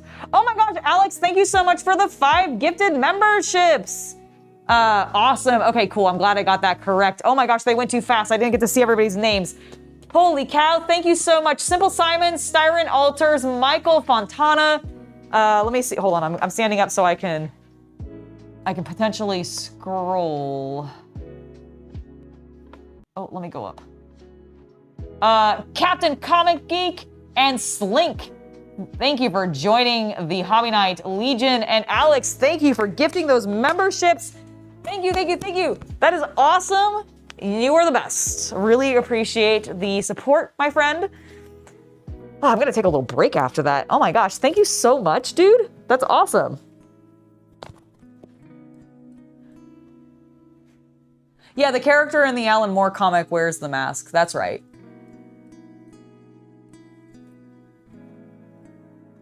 Oh my gosh, Alex, another 5 gifted memberships. Oren, Rostifer, oh my gosh, Potsfnafu, I probably butchered that, I'm so sorry. Saint and Cecile Ree, welcome to the Hobby Night Legion. Alex, thank you so much again, sir, for the gifted membership.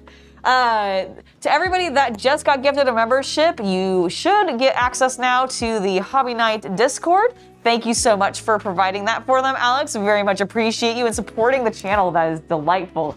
Genuinely, thank you. Very much appreciate it. Oh my gosh, thank you. Back to back even, you are the best. Okay, okay, this is looking good. I need to work a little bit on the serrations, which I think I'm gonna use the file for a little bit more instead of trying to shove my sandpaper in there.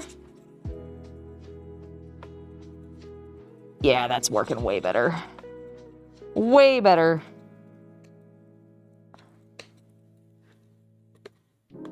Yes, thank you so much, Alex.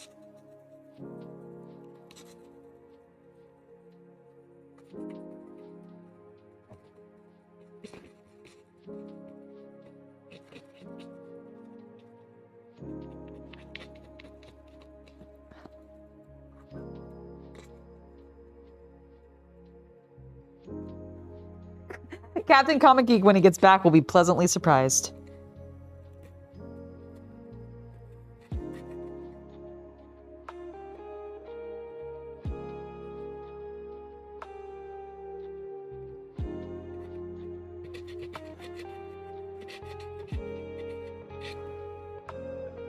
What do you think of the serrations?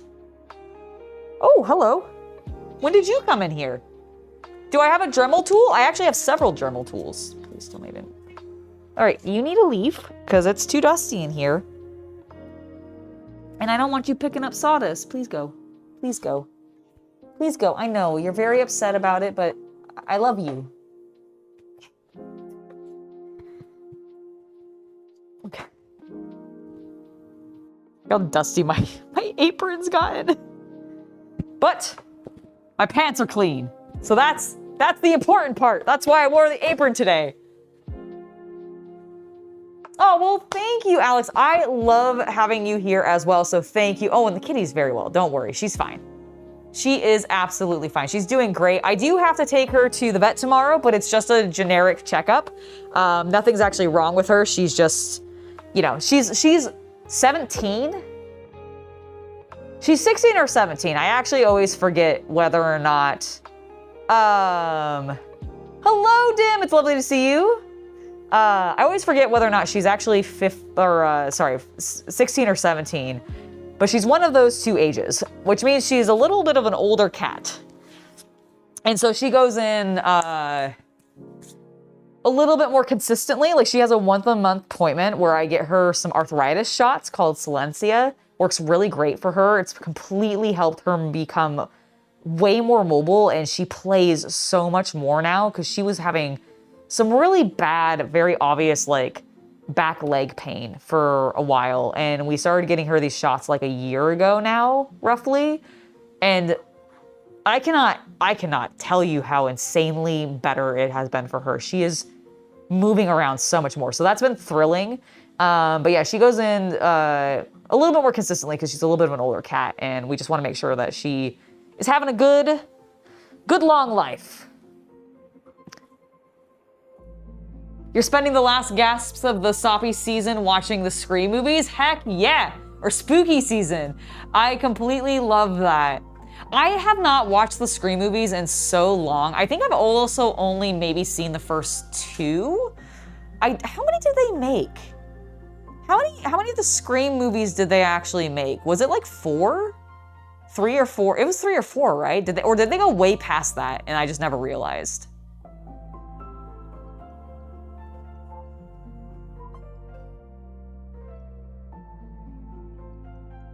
Hey, that's great, Dim. I'm so glad that you're feeling part of the team. All right, let's get back to the filing. Let's not forget to do that.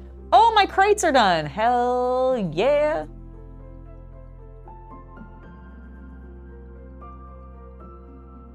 There's 6? The 7th is coming out in January. They're still making them? What?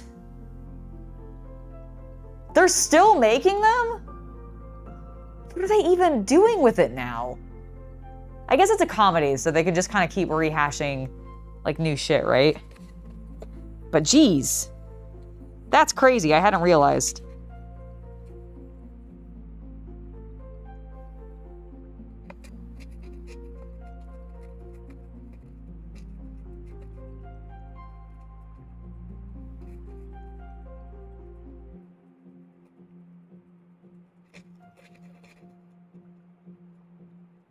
That's crazy. I can't believe that. So is there any through continuity in all of them, or are they just like, it's a new year, so here's a new Scream?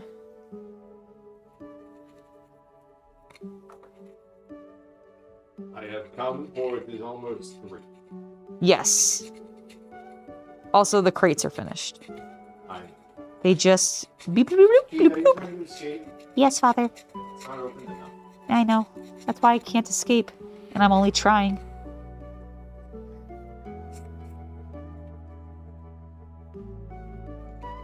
It's Hollywood, baby? Okay, you're right. You're right. I'm sorry. How dare I? How dare I? You're right.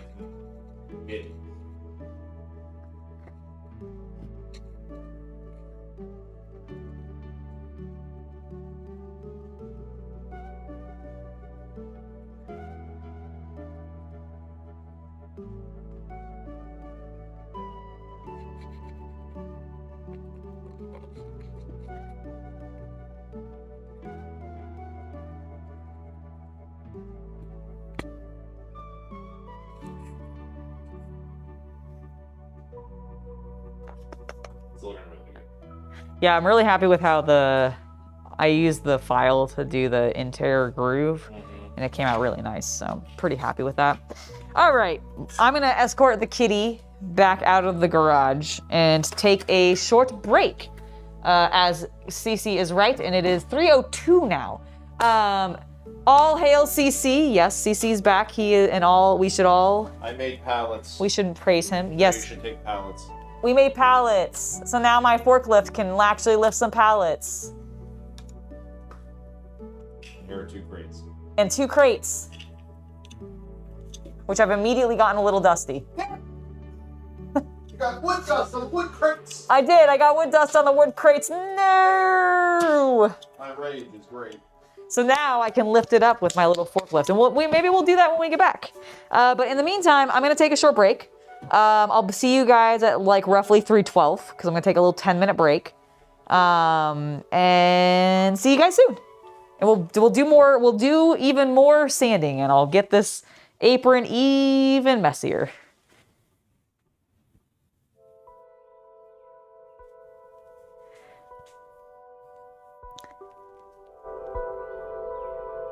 I'm muting you this.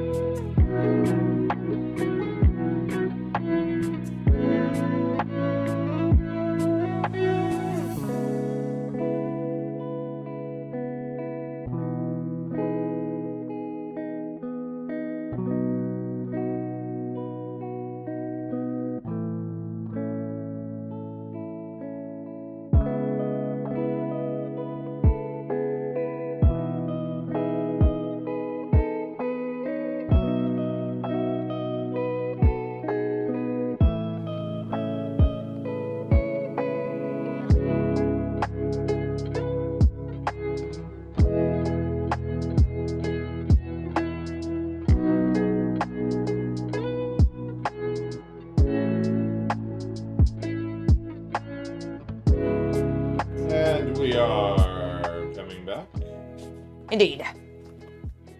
Bam. Yo! Hello, everybody. I am back. Some of this actually before I fully get back. Oh yeah, next Friday is Friday the 13th. Yeah, not this Friday, but the following Friday. Or no. No, it's... that would be Thursday. Right? Yes, you're right. Friday, it's Friday the 14th. Okay, not... Yeah, not Friday the 13th. I got excited for a second. Yeah, not quite the cool spooky Friday.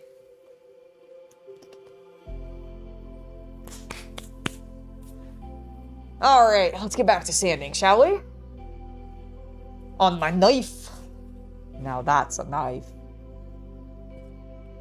I don't know why I said that kind of like Arnold when he's definitely not the original person who said that, but I did anyways.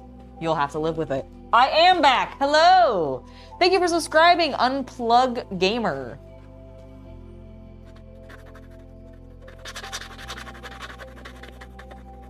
I wanted to work on something a little bit of a different shape, so I'm moving on to the handle. And I'll come back to the rest of the blade. There's a little bit more that I need to do specific. Well, okay, you know what? Let's not move on. Let me actually do this properly. With my big, strong, long, hard, insert other adjectives that could be used to describe a penis here, knife.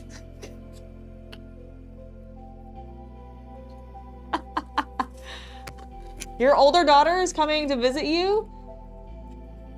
Nice. Well, I hope that is fun for the two of you. Got anything fun planned to hang out with her?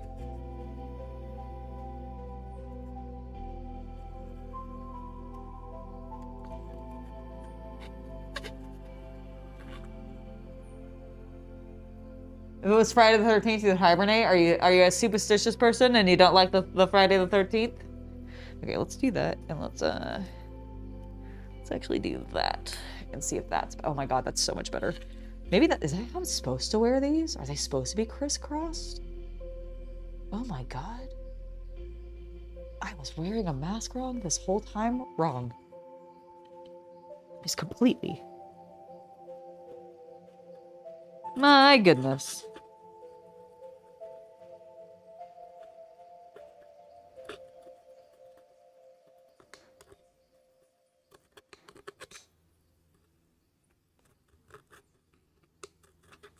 Like Jason is in like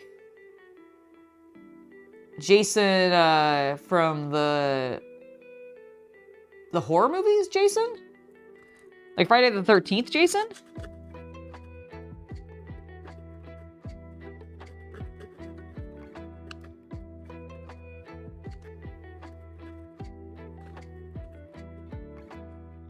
Isn't the first one about his mom? Though, like, technically... Like, isn't all of them technically about his mom because he has mama issues?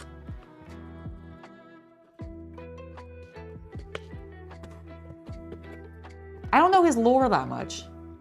It's the actress that played Velma? Oh, in the, like, in the 2000s, like, one Scooby-Doo movie? That actress? Or whenever that first Scooby-Doo movie with Scrappy-Doo as the villain, spoilers, I guess. It's been out forever, so it's not really spoilers, but is that the lady?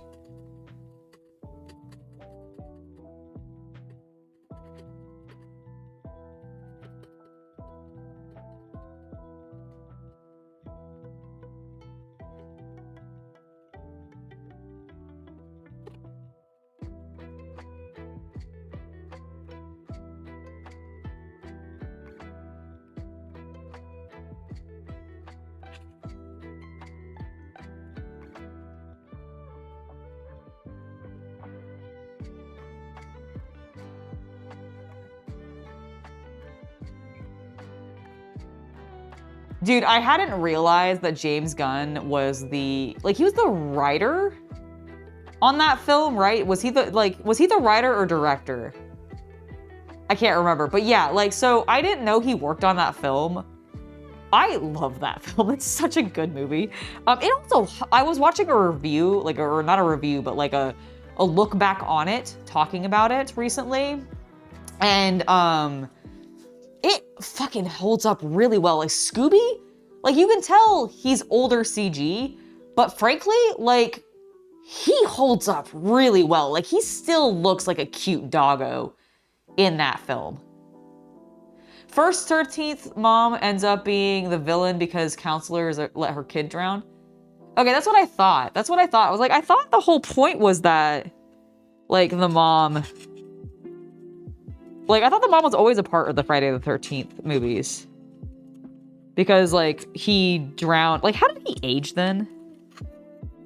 If he was supposed to have drowned as a child, how is he an adult serial killer? How does that actually work? I've never watched the Friday the 13th films. I've only ever seen Freddy versus Jason in space. And then like the original Freddy versus Jason. Because were there two of them? There was like the in space one and then there was like an OG one. You think he wrote it? Okay, that's what I thought.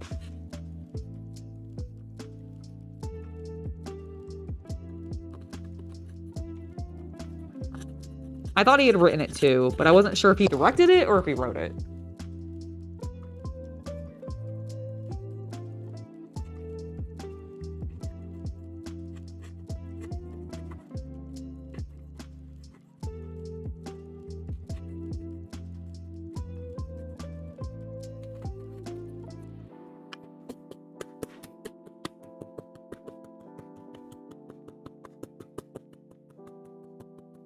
Huh. But he's a zombie ghost as a fully grown adult male. Man, I wish that if I had ever died as a child, which obviously I didn't because I'm alive now, or maybe I did and I'm just a zombie now and you don't know why that. Maybe I'm just a very well-preserved zombie. But if I had died as a kid, if I had the opportunity to come back as an adult ghost with like a physical presence and could kill people, I think I would. Because I think I'd be a very angry child. Like, I think I'd be an angry dead ghost child, and I'd want vengeance, which I assume is what he wanted. So I think I turn it, what I'm saying is if I was Jason, I would be Jason.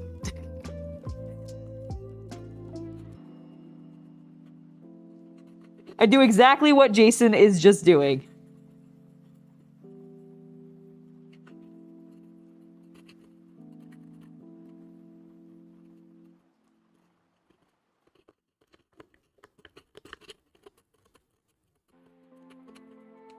Hello, Neo. It's lovely to see you in chat.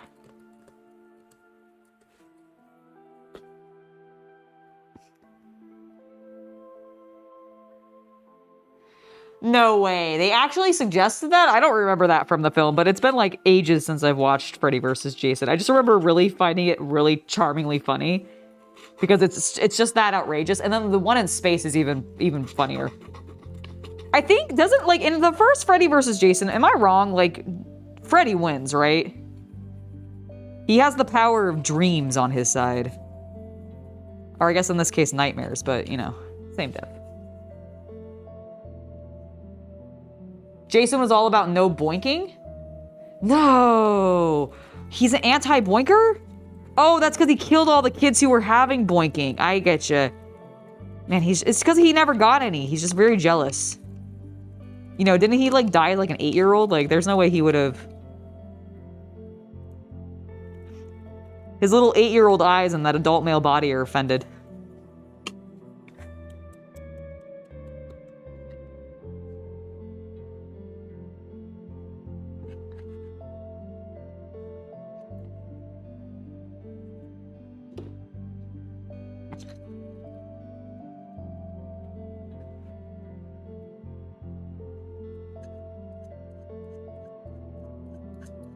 No. In that movie, they end up combining because Jason walks out of the lake carrying Freddy's decapitated head, but Freddy's definitely still alive because he is not a real person. He is literally a product of dreams. So he can't actually be killed. And I thought that was the point. Is like technically like, I think the implication, or at least this is what I remember. I could definitely be wrong, but I swear that I remember at the end of the movie, when Freddy comes out, he definitely says something. He's like, gotcha, or some other bullshit like that to be like, haha, you thought I was dead, but I'm not. And I think what it is like, I don't know if Jason's dead and he's just like controlling him psychically, but I think like Jason ripped him into the real world, hence why he has his head.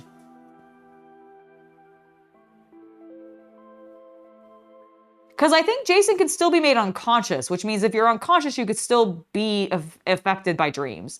I swear he was like, that was what happened. Freddy was definitely being held by Jason because he had severed his head, but he was alive. Like, Freddy was talking and like quipping still because that's what the man does.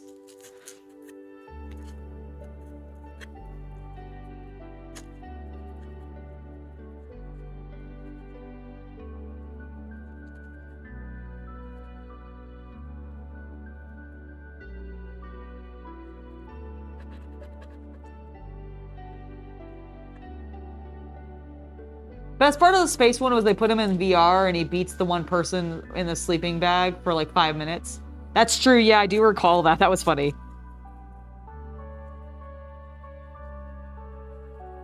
Those movies were so dumb. That's what was great about them.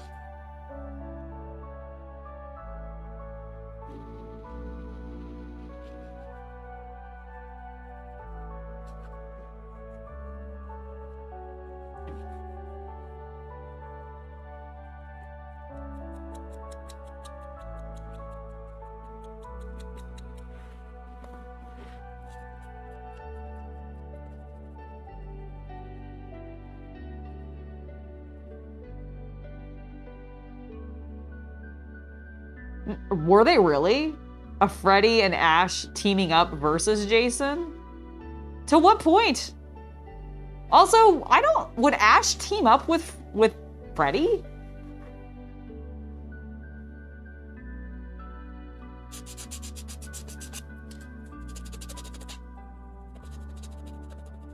You know the real reason that neither one actually won and why they both ended up walking out of the lake?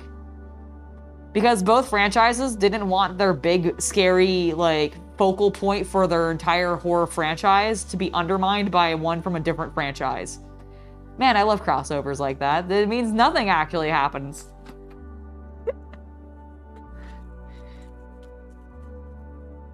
See, I think it should be Freddy and Jason versus Ash.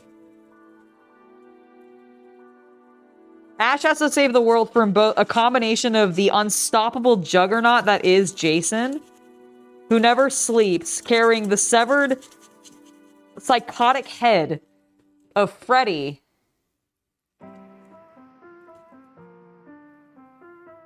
Just end the sentence there. Oh, he fights them? That would have been better. That literally what I'm describing. So if I just looked up and actually read your comment, Craig, that would have been better.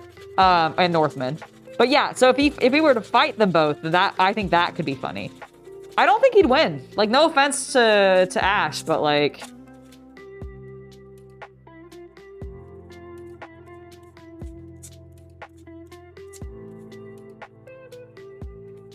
the combo of Freddy and Jason, like, how do you beat that?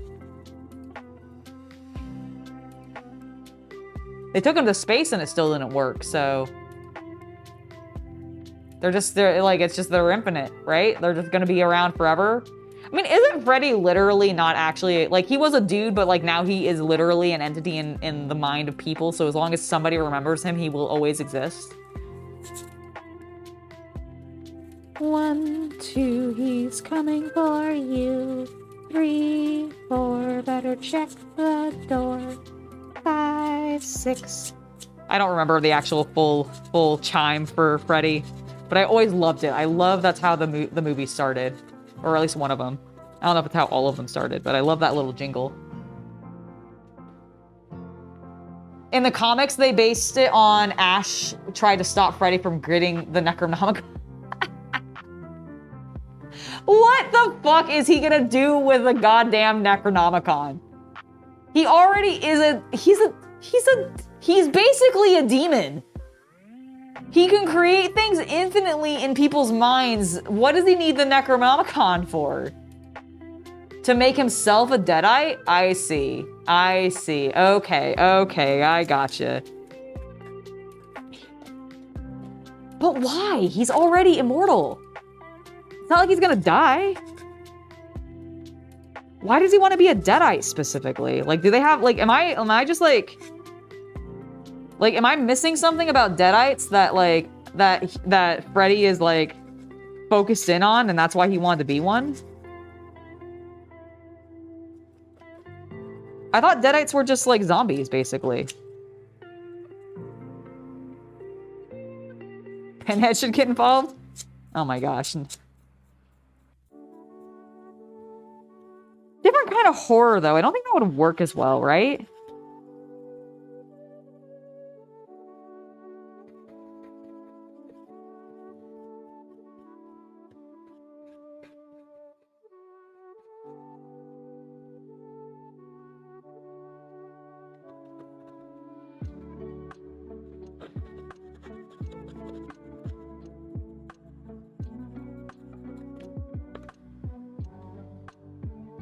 They are powerful demands, I think. Okay. It's just power. Fair enough.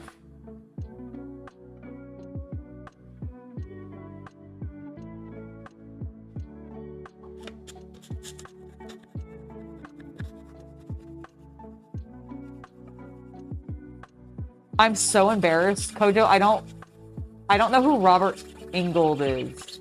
Like, I feel like the name looks familiar, but I'm genuinely not placing the actor. So, could you inform me, like, what he's been in so I could get a better idea of who he is? I'm so sorry.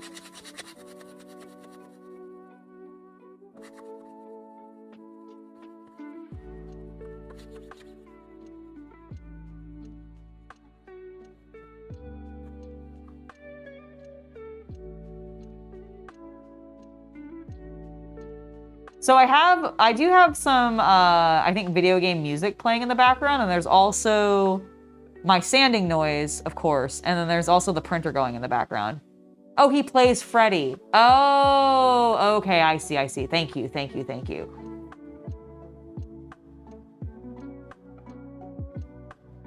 Oh, is that what it is, Northman? Okay. So, what else has he done? Is he just most notably known as Freddy, or is he, like, big in other movies as well for, like, a character?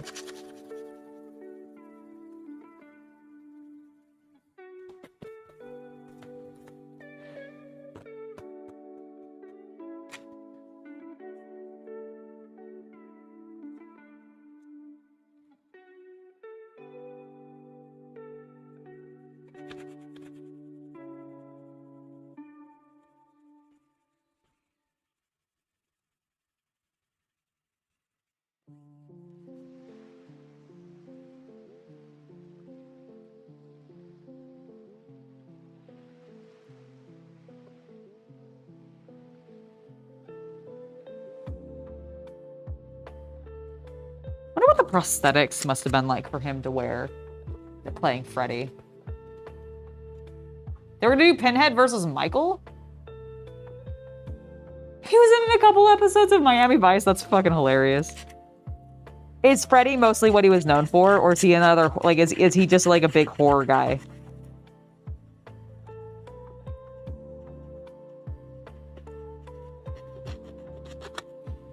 And I don't mean, is he into horrors? I mean, is he in, like, does he play a lot of roles in horror movies? Because I realized it kind of sounded like I said a horror guy.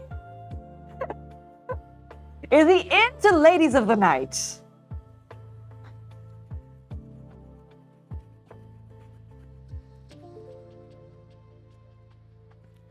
I think the more likely thing at this point for those characters is for them to be rebooted. When was the, like, actually, legitimately, when was the last Freddy, Jason, or, like, Myers? Michael Myers has had more, like, movies more recently than the other two have, right? When was the last Freddy or Jason movie? Like, when was the last Friday the 13th or Freddy Nightmare on Elm Street film? Because I feel like the them versus each other was, like, the last time we really had them featuring in films, right? Like, am I wrong about that? Like, I like horror films, but those are not my, like, favorite types of horror films. Although I did like Freddy because of the, I do like the dream element of Nightmare on Elm Street.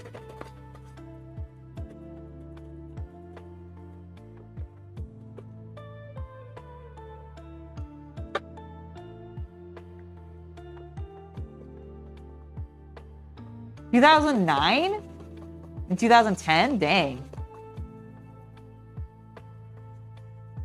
He's been in a couple horror movies outside of Nightmare on Elm Street. Okay, that makes sense. But that's sort of what he was typecast as, is a horror guy. I could believe that.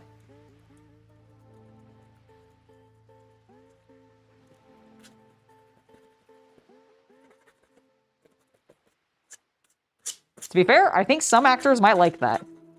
Like, no, I really actually like playing horror movies.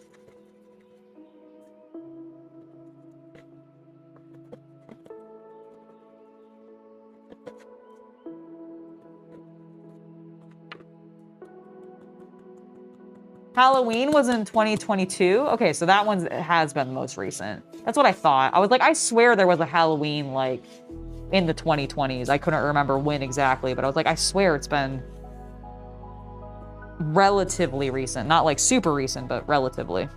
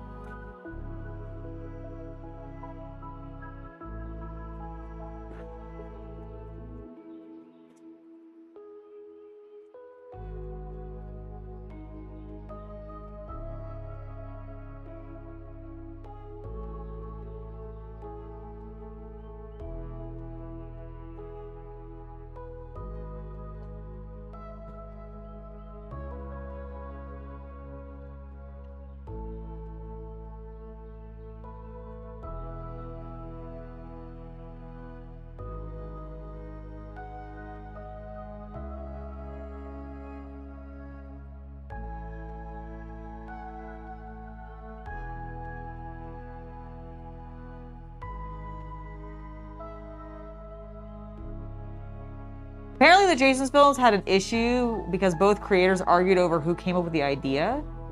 Ah. Okay.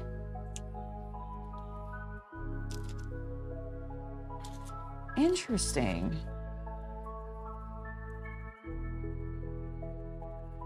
I wonder if that means it's a dead franchise because of that. Unless they've resolved it, like, either in court or outside of court, potentially, I guess, but... Because, yeah, we haven't seen... What about Freddy? Like, do we know why we haven't seen a new Nightmare on Elm Street movie? Did they actually kill him? Like, outside of the Freddy versus Jason, where they took his head off, but then still had him talking? Because I thought they were both basically unkillable. All three of them, frankly, were unkillable. Is Michael actually killable in Halloween? I didn't think he was.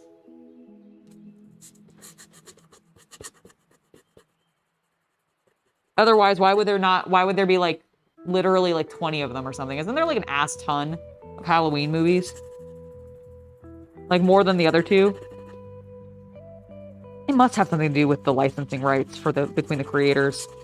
Why we haven't seen more of those two. Because it doesn't make sense to me that they would still make the Halloween films and not continue making Nightmare on the Street and Friday the 13th.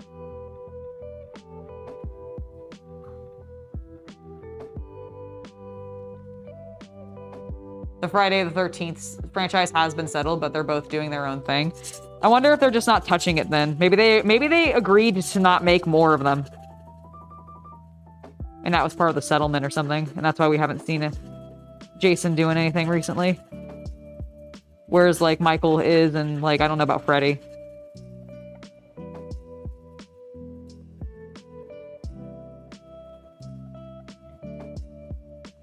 I actually don't know this, so if you guys in chat could tell me, are any of those three characters based off books, or are they all products of a director and they started as movie franchises? I thought they were all movie franchises, but the one I'm not sure about is Nightmare on Elm Street. I feel like maybe at one point I remember someone mentioning to me that Nightmare on Elm Street might be a book or something like that, but I'm now not 100% sure. Like, obviously, I think they've been made into books since the movies, but I'm talking about like prior to the movies even coming into existence. The Nightmare on Elm Street has writing issues? Okay. No idea. Okay, that's fair. Their director made movies? That's what I thought. Like I said, the one that I wasn't 100% sure about was Nightmare on Elm Street, but like Jason and Halloween, I feel like I remember watching video essays discussing them and them being a director made movies. So I wonder if that's what it is. Maybe they just like, maybe the directors like held on to the rights as opposed to the like corporations that produce the movies having the rights to them. I don't actually know how that fully worked back then or if they could pick and choose, but they're all products of directors. Okay, that's what I kind of thought, but I wasn't sure.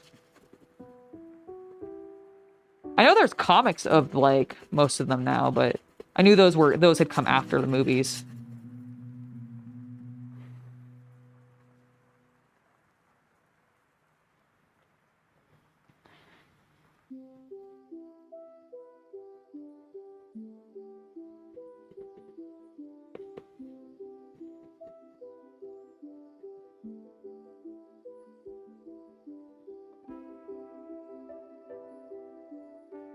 Oh, that's why there was specifically the lawsuit.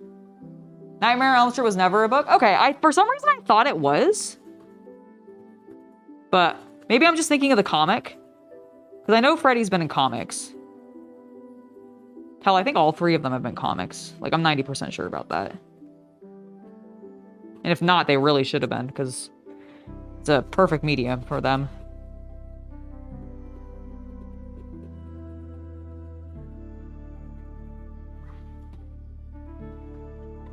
Whoop. Whoopsie daisy.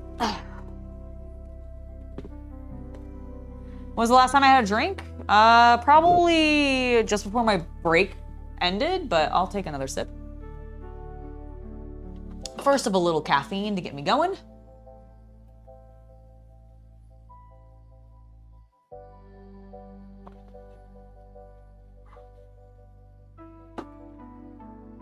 All right, there we go. Hydration complete.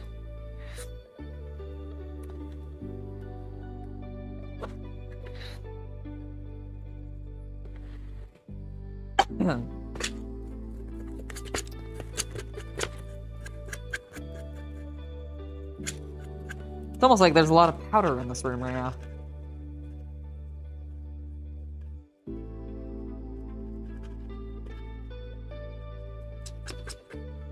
Yeah, I knew that Hellraiser and Pinhead was based off book series. I think that's why maybe I thought Nightmare on Elm Street. You know what I think it is? My first real introduction to watching a lot of the Nightmare on Elm Street, Jason, etc. movies was back when I used to babysit for this guy when I was like, I don't know, I think I was like 11 or something like that. And he had little kids, but he was also a horror author. So he let his kids watch horror movies pretty regularly, and not like all horror movies. Like, they did have some limitations, but like the 2-year-old's favorite horror movie was Ghost Ship because he giggled at the decapitation of everybody at the very beginning of that movie. And he also really liked the Freddy versus Jason films. And then in general, he liked Nightmare on Elm Street films. And so I'm just like, it was wild. I was like, are you sure this is like, are you sure you want your like 2-year-old watch? Like, he's not gonna get like freaked out by this, but apparently no. Apparently he was totally fine with it. He never had any trouble going to sleep after we watched these movies. But that is where I watched most of these films because those kids loved watching those films. That's like, it wasn't, I didn't put on cute like Disney films for these kids. It was horror movies. Oh my God, did I watch a lot of horror movies. But it was fun. I really actually enjoyed it because I like horror movies myself. And I was like, oh, well, you're just getting these kids started early, aren't you? There's a recent adaptation where Pinhead is a woman? Nice.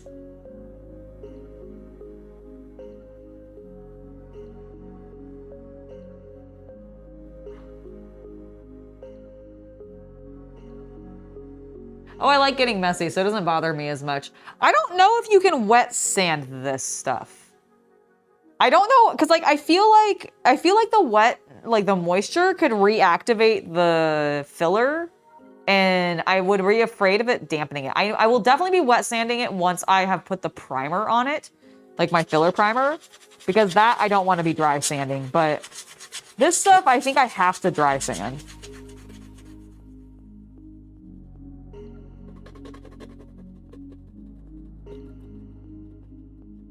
You had a Nightmare on Elm Street birthday party when you were 12? Dude, that's awesome. Your parents let you do that? That's sick.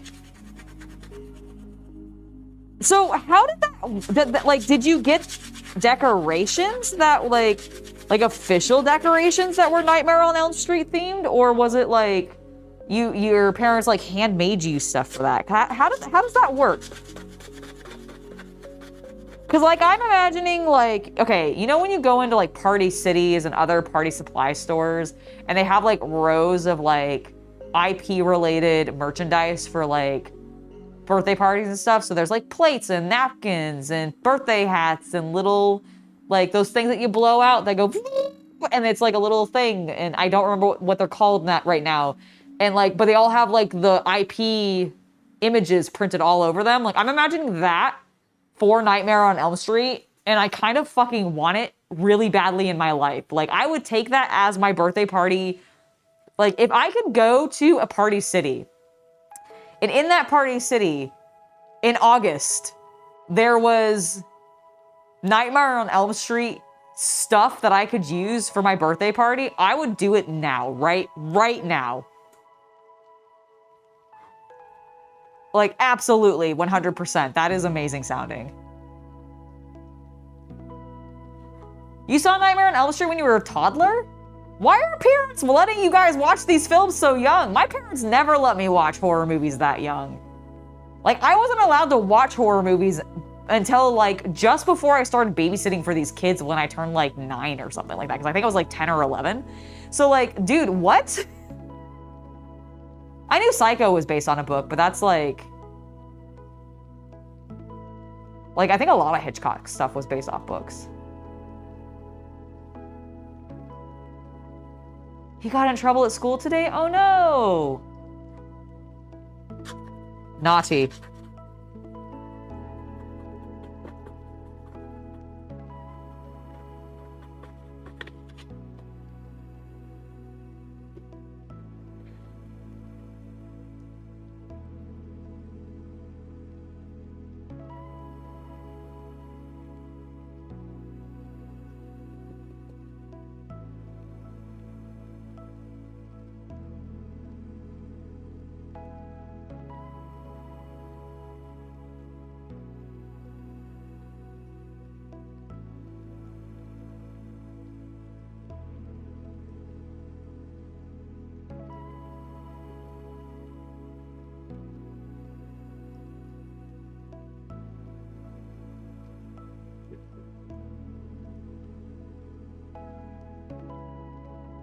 Oh yeah, no, I like the dream aspect of Nightmare on Elm Street as well. Like, that's why I think of all of the three classic slasher, like, horror film characters being Freddy, Jason, and Michael, Freddy has always been my favorite. Although I am not, like, I am biased because I've seen more Freddy stuff than I've seen the other two. And the few things that I often did see of Jason was in collaboration with Freddy because it was the Jason versus Freddy films. So I feel awkward like stating my opinion on it because I don't feel like I've watched enough of any of them to realistically be like, ah, yes, they are. This one's my favorite. But I will say, like, just anecdotally, I would probably say it would be Freddy because I do love the dream stuff.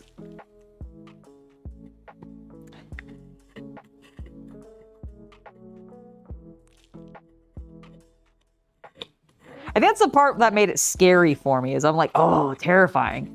He can get you in your dreams. You're never safe. Guess I better stop sleeping.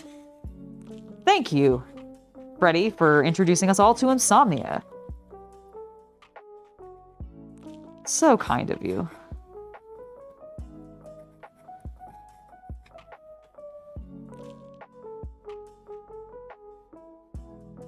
Oh no.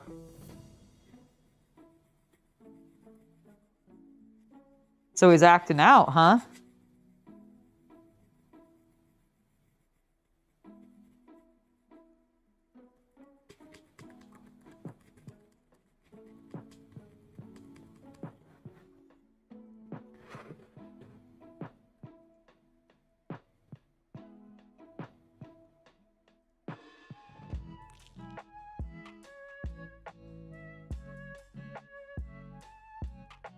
Yeah, getting grounded sucked back in the day.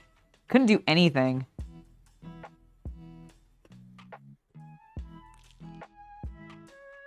That's why I actively avoided it at all costs.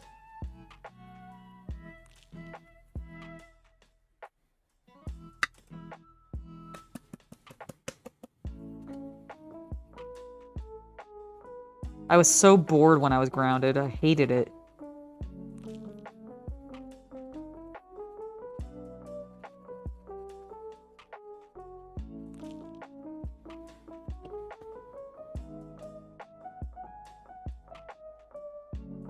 Oh my god, Fangoria. Is that still around? Does Fangoria still exist, or is that like a dead magazine?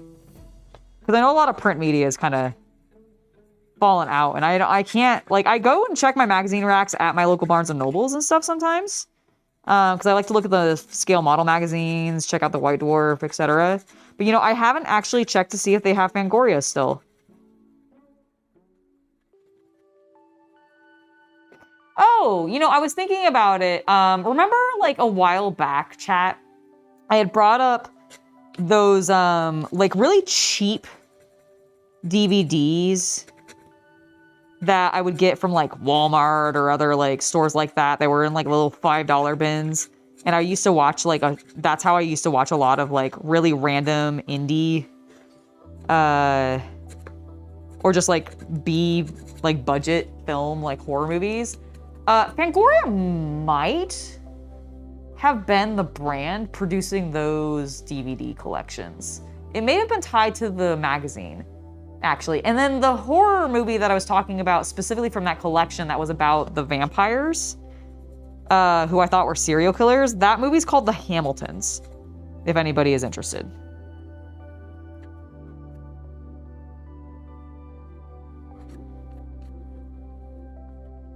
Because I think at the time I couldn't remember the name.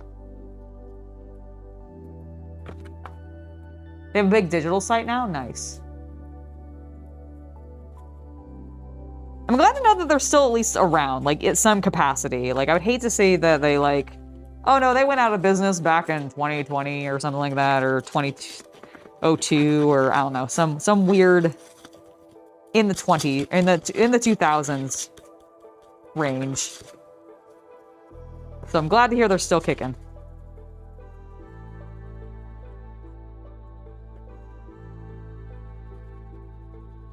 Michael was always your favorite from the slasher films?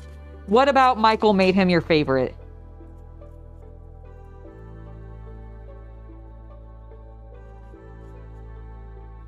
Because, like, for me, Freddy I thought was always cool because of his dream manipulation.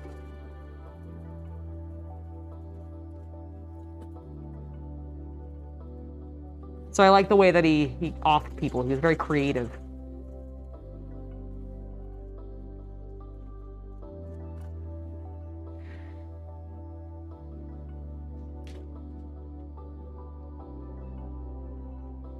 You're into OG horror films? Nice. Like what? Tell me, give me an example of an OG horror film that's like you really like.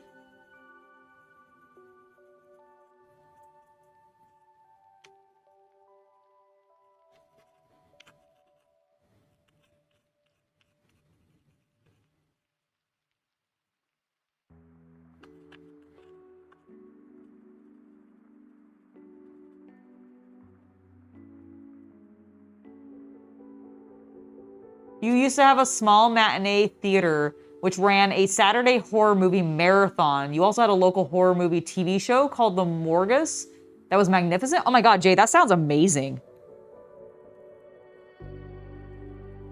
That actually sounds legit amazing. Oh, no problem. If you have a Costco card, I know Costco's got some really good deals on TVs right now because of the holiday season. But that's probably true across the board, so good luck with your search.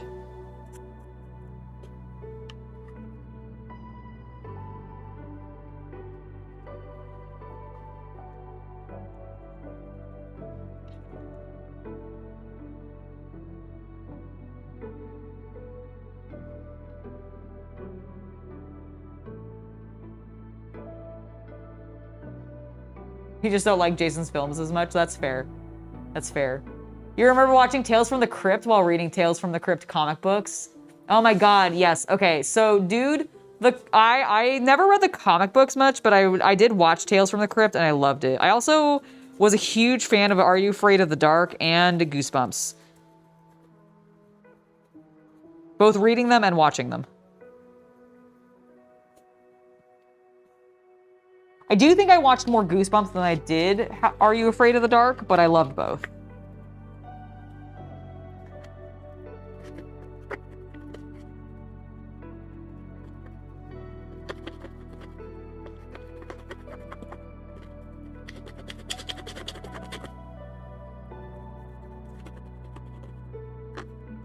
Yeah, I know that I got an ad from them recently, so I think they are having some pretty good deals on TVs right now. Might not be a bad place. I'm not sponsored, but Costco, if you want to sponsor me, I'd take it.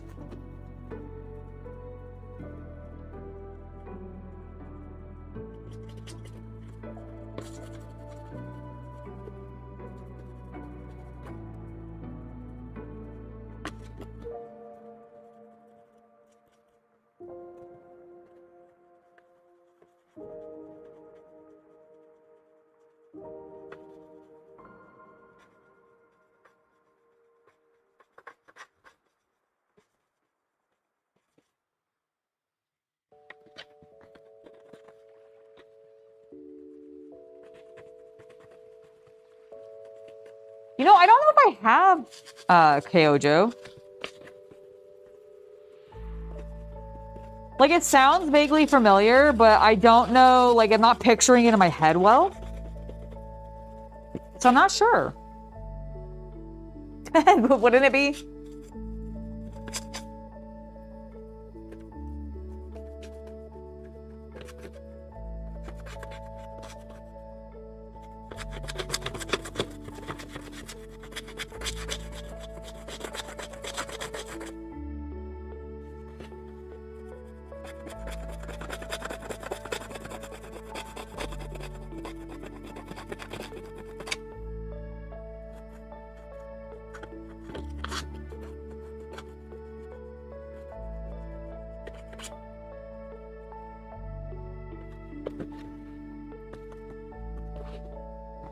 I'm shredding my paper a little bit, so I'm gonna cut off the edge that I've shredded, keep using that, and then move back to my big piece when I've completely destroyed this.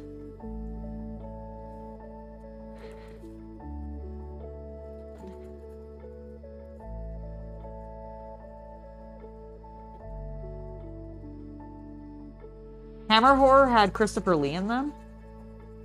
True. Was that the name of the brand? Hammer Horror? Growing up where you did, horror and the occult were huge, plus having a hometown horror author made... Oh, that's really cool, Jay.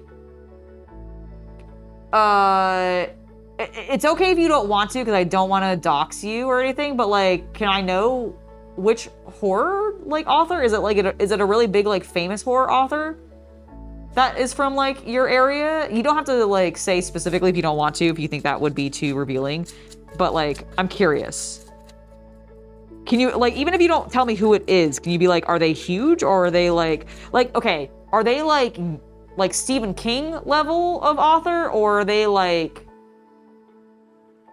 God, I don't even know, like, I haven't read horror books in ages, so I don't actually know any, like, modern small horror, like, authors, but, like... Oh, fuck, Anne Rice? Dude, that's sick. Oh my god, I loved her books until she like kind of went a little bonkers with the angel stuff, and honestly, her vampire stuff got a little crazy. But like I loved Interview with the Vampire. I loved Queen of the Damned. I loved the Vampire Lestat, and I loved the Vampire Armand. Like all great books. She's doing horror. Sorry, not horror, because I think she is, but like she's doing vampire stuff again, right? Because she still writes, if I recall. I feel like we talked about Anne Rice, like, not super recently, but, like, relatively recently. And I feel like one of you guys told me she's still writing, and she's doing the vampire stuff again. Is it literally Lestat again?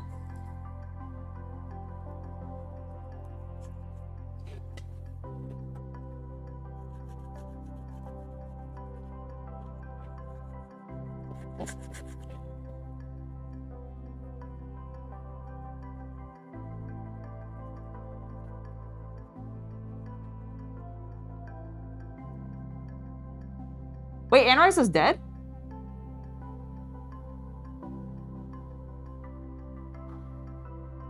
You've only read 2 of the vampire books? Which ones? Interview with the Vampire and Queen of the Damned?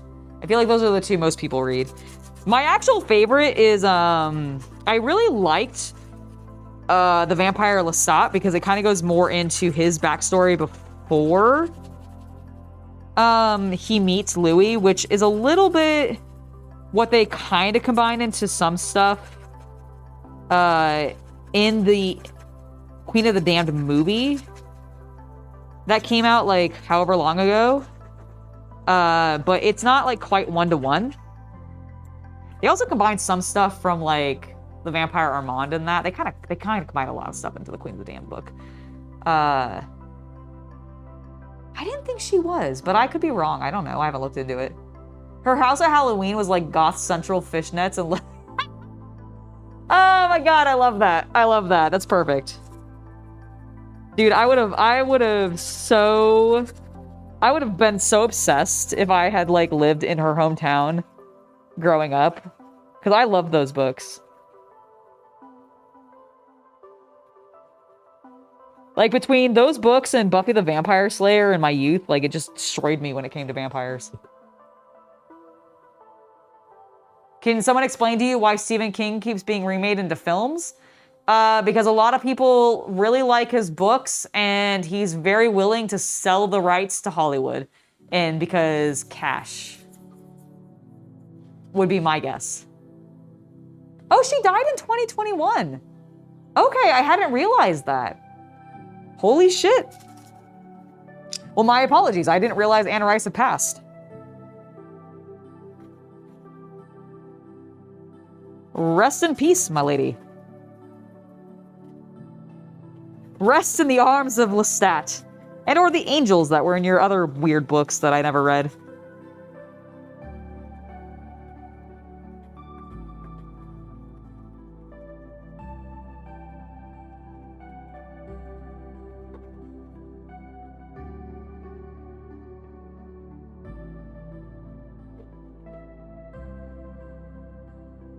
Oh, Interview with the Vampire and the Vampire Lestat. Nice.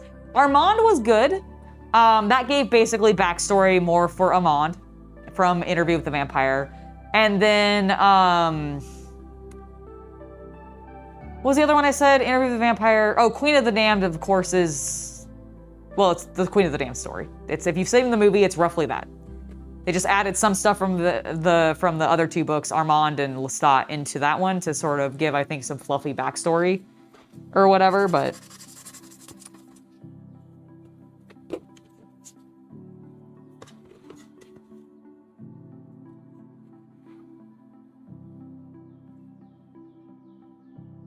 You rode all the horses to the house where they filmed for Interview? Really? Like the one in... the one in New Orleans? That's sick.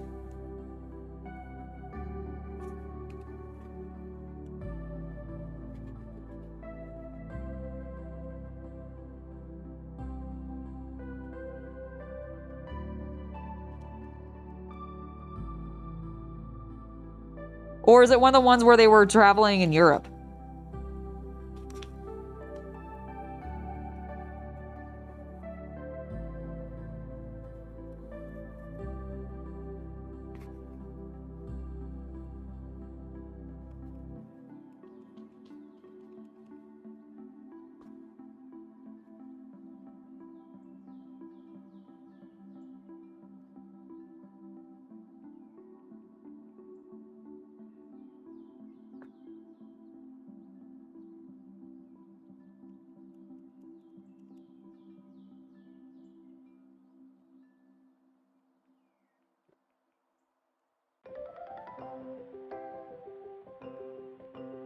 Also, to further answer your question of why do they keep turning his books into more and more movies, because remakes are just Hollywood's jam.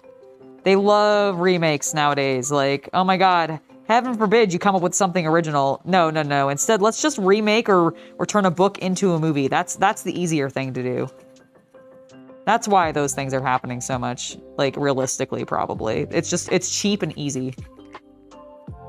They don't have to risk something on somebody actually being creative.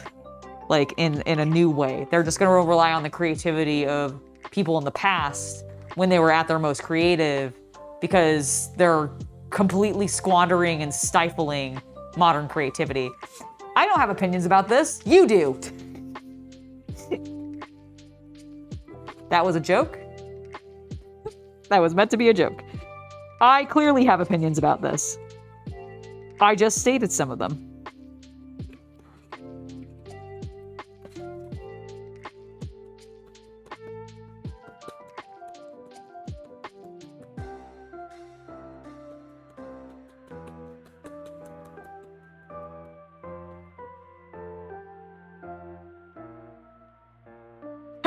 That's hilarious. Oh my god, your father actually dressed up as Freddy for your party and like scared people. That is legitimately the best thing. Oh my god.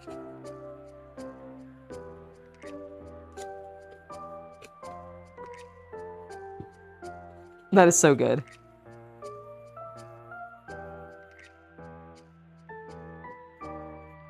I want to be that parent.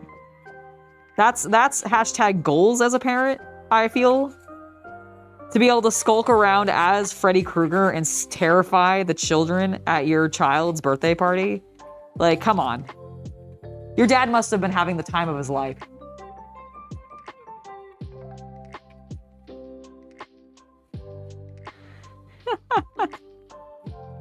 No, man, it's Freddy. It's actually him. He came out of the dreams, and he's coming for that kid. 1, 2, he's coming for you.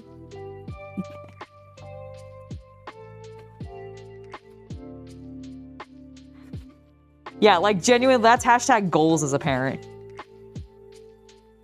Have a kid that's into horror movies. Give them a horror movie themed birthday. Dress as the famous horror character they're really into. Scare the shit out of their friends. Check, check, and check. Done.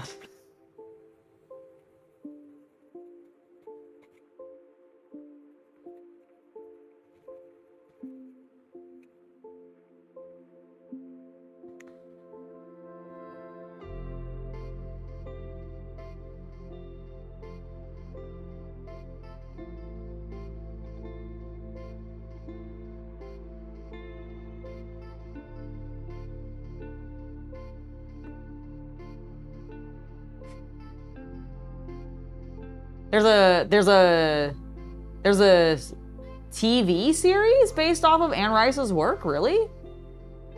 Because I know in the movies, like, I mean, in the first movie, in Interview with the Vampire, Lestat's played by Tom fucking Cruise. Which he did a brilliant job with it, don't get me wrong. Honestly, probably one of my favorite Tom Cruise performances, but that's because he's literally a blonde vampire boy that I really like the novels of, so I'm kind of biased towards the character, not necessarily the actor. And I think he did at least, Tom Cruise as Lestat in Interview with the Vampire was definitely Lestat. Like, he had the energy completely. But I didn't know there was a TV series.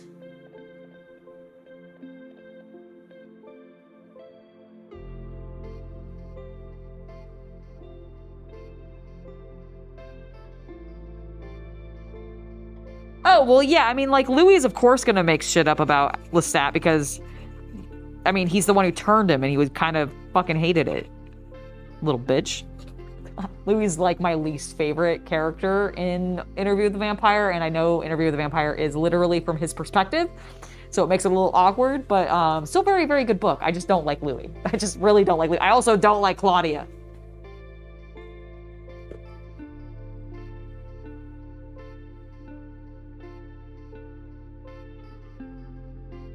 Well, I mean, that kind of makes sense for Louis. So there is a movie, or so there is a TV series.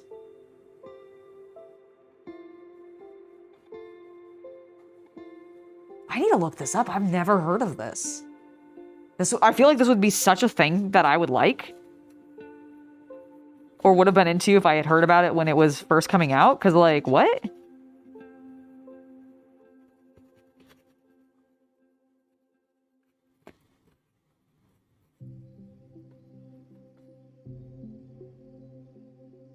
I mean, the best part of Interview with the Vampire is the fact that, like, Lestat shows up right after Louis finished giving the guy the interview.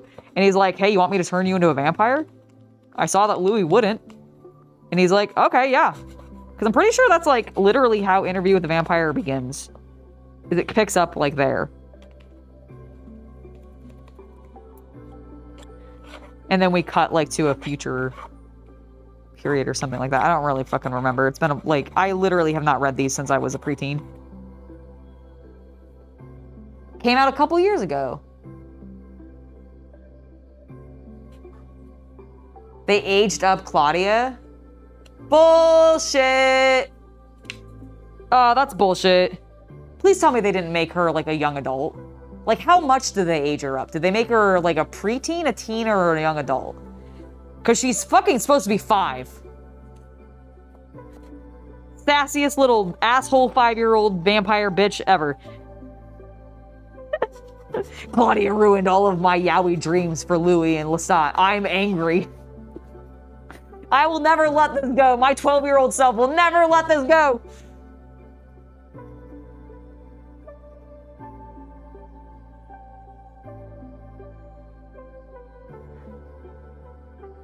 She looks teen? What?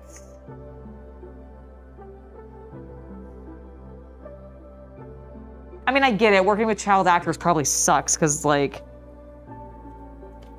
I don't know how, like, I mean, there's been plenty of really talented child actors, but I also could believe that there's a bunch of asshole child actors. So, like, I get it, but damn, she's supposed to be, like, literally 5. I'm not a big fan of Kirsten Dunst, but I think she did a fantastic job in the Interview with the Vampire, like, movie originally. She fucking nailed Claudia. Like, I loathed her because of how fucking good of a job that actress, like, she oh my god. Like, even as a kid, she was great.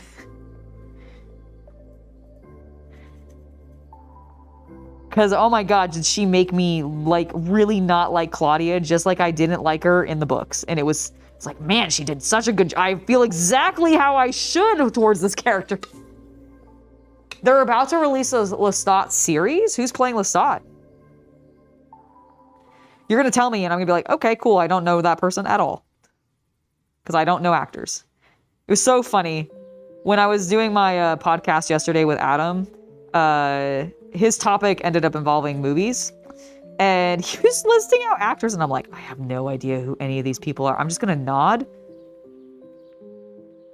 And then ask questions when I don't know things. But, like, he was listed. There was one point where he was just, like, listing a bunch of names, and I'm like, I definitely know who those all are.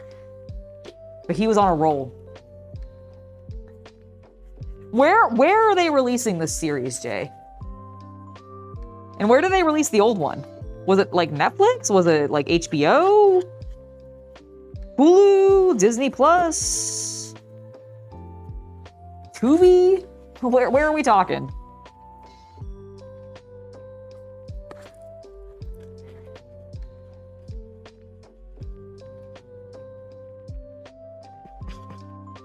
Was it, like, a British release only? Like, AMC? Like the movie theater?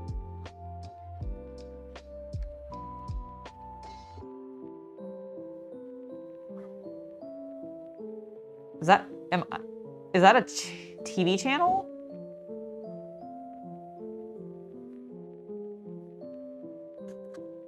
You first saw Kirsten Dunst in Jumanji? Nice.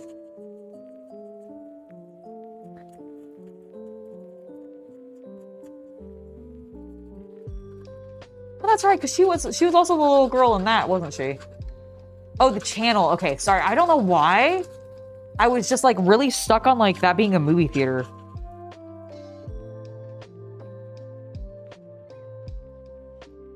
So can I watch it via streaming, or do I have to like... Does AMC have a streaming channel? Was Adam butter because he was on a roll? Oh my god. Havin, go, just go, I don't know, go do something for your terrible joke.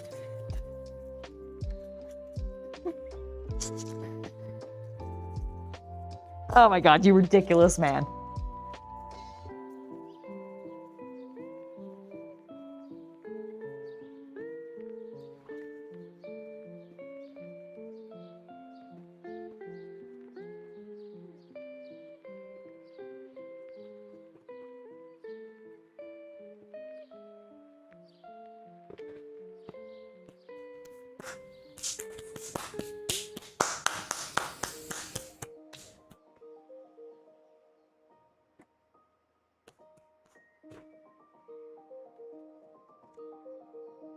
Oh, excuse me. Just need to not be breathing in the through the mask for a moment. How dare you? Streaming? Okay. Wait, does so AMC have its own streaming service? No, I guess I'll never watch it then. Because I'm not buying another streaming service. Oh, okay, I think I'm gonna take this off entirely for a moment. Oh my gosh. Just feeling very stuffy, you know?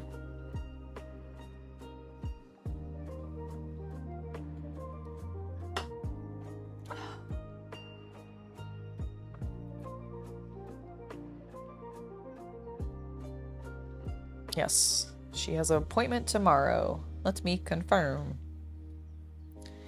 Huzzah! Oh my goodness.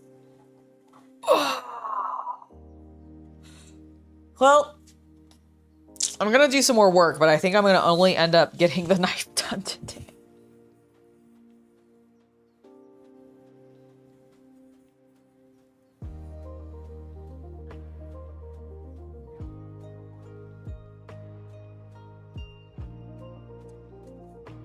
It's feeling pretty good though. Pretty happy with it.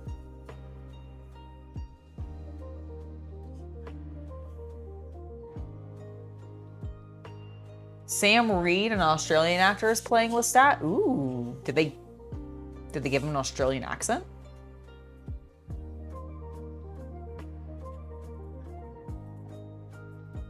Or is he like doing a... I mean, I think... You know, I'm actually thinking, and I don't remember where Lestat was originally born. I believe he's from England, because I remember him crossing the ocean early on, and that's how he ended up in the New World and in Louisiana to find Louis eventually, because Louis is from Louisiana, which explains why they made him Creole. Interesting. Man, it sounds really good. I wish I could watch it.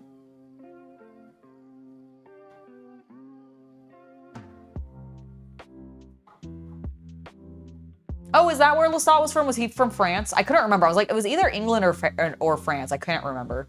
Yeah, you probably are right. I genuinely don't remember, but it would track because I do think he spoke French to Louis, and Louis would have understood that because, again, he was from Louisiana.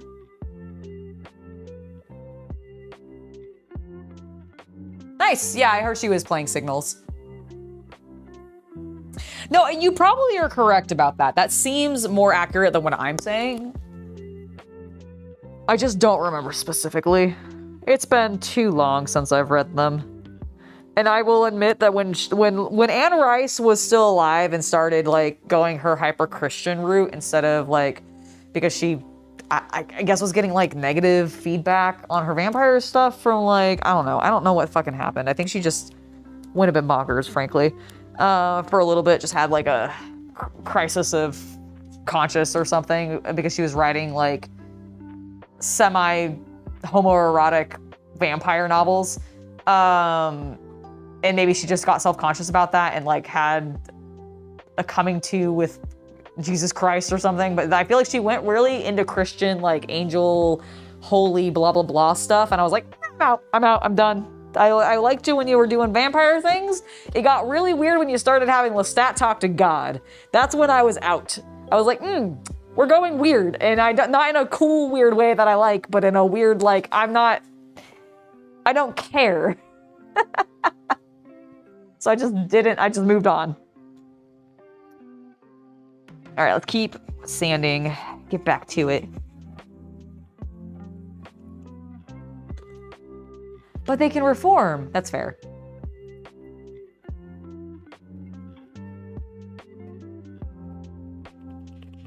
No.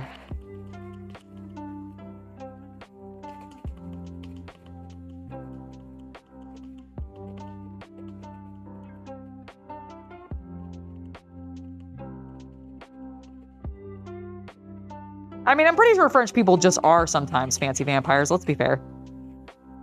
There's gotta be like, I'm blanking on any specifically off the top of my head, but,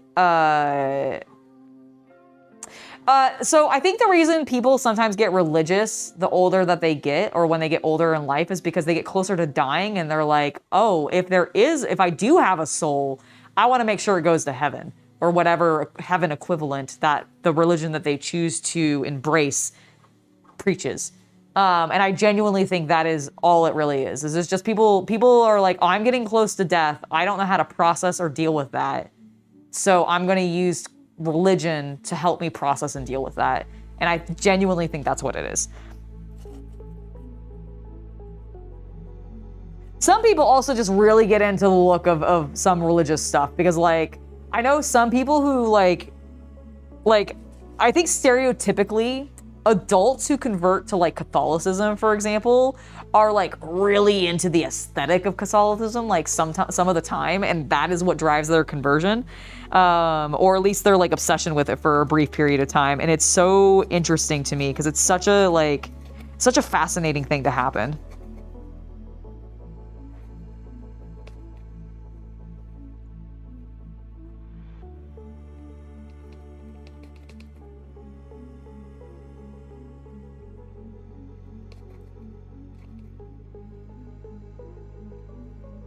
Bob Dylan did that? Did he really?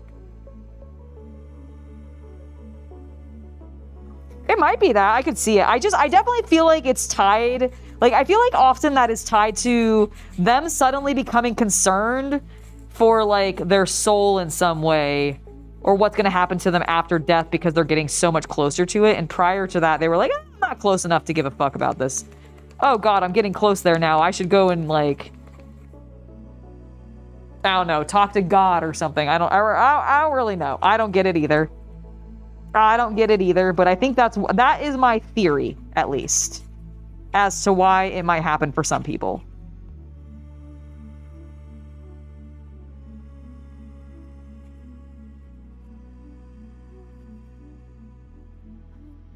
I think also for some people, if I had to like legitimately just continue to think about it, there's probably a certain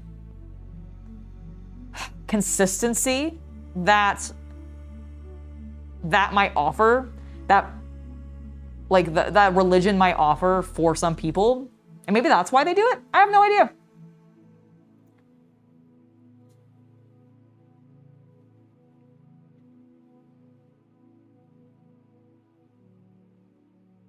Oh, the sanding's been going fine. We've been continuing to work on the knife.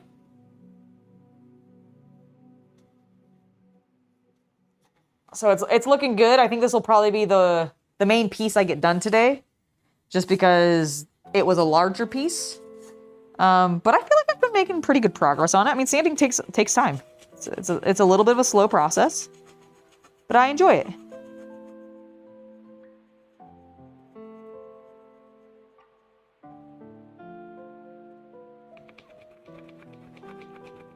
Yeah, I think they're hedging those bets, exactly. Exactly. I think it comes down to just people being like, people panicking and being like, I gotta do everything possible to potentially like make it so that if there is a next life after this one, that I'm in the good place, I guess, is what I think what happens.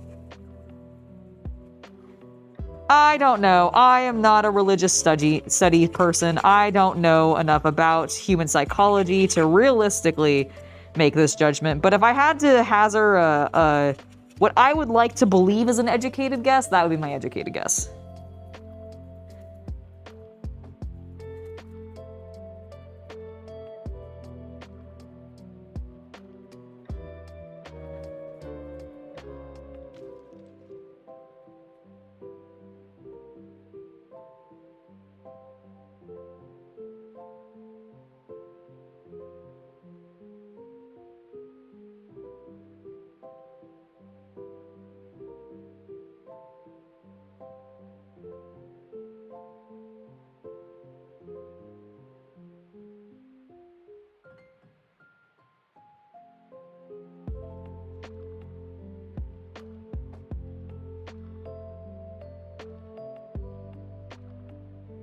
Well, there you go.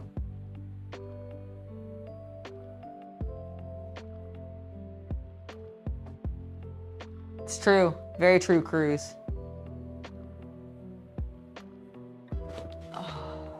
Did not get the crack out of my neck like I wanted to with that. Unfortunate.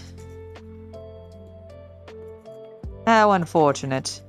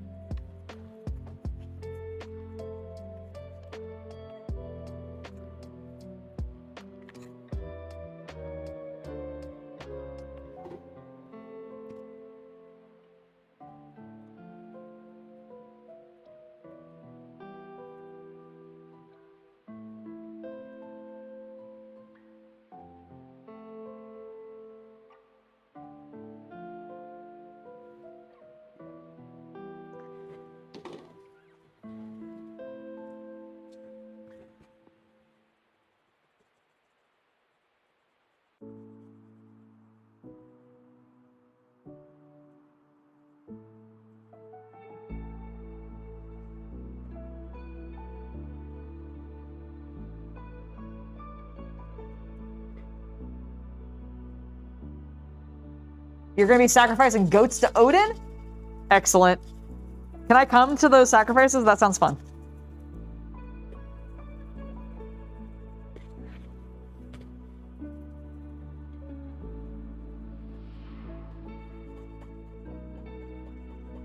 I've never experienced a Viking religious ceremony, but I'd love to do it someday. I think that'd be very cool.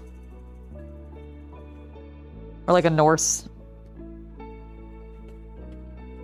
Painting runics on demon princes and cooking. Ooh, you're painting rubrics? A demon prince and cooking currywurst? Nice! That is some multitasking, Darren. Congratulations.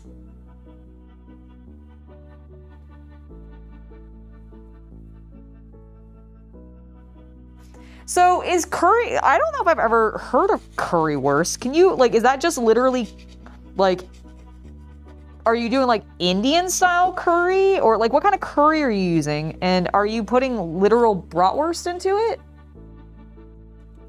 Because I'm assuming that's what it is. It's bratwurst like mixed with curry? Is there like any vegetables with it?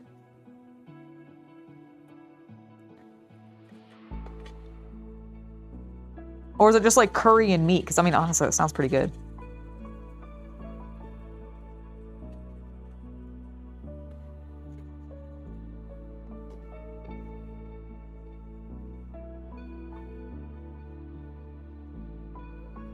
Oh, thank you, Cruz. I'm really happy with how it's turning out. Like, I'm feeling like we're getting close. Close? That's not a word. Close to our, like, this is good. I can move on and work on the other ones soon. But I want to be kind of meticulous because I just want it to look really good. I want it to look really cool. The German dish with bratwurst and ketchup and onion curry sauce. Okay. So are you going with like a tomato-based curry then? Since you've also got ketchup in there?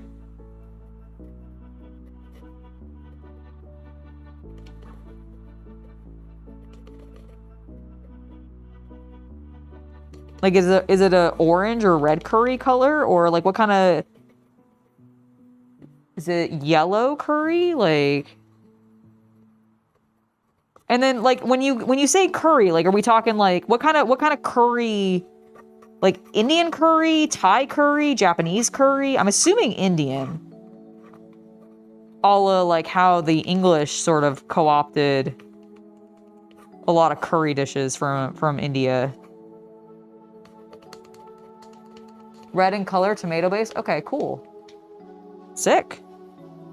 Sounds really good. But you said it's a German dish. So is it a fusion dish? Like, is it a German fusion dish?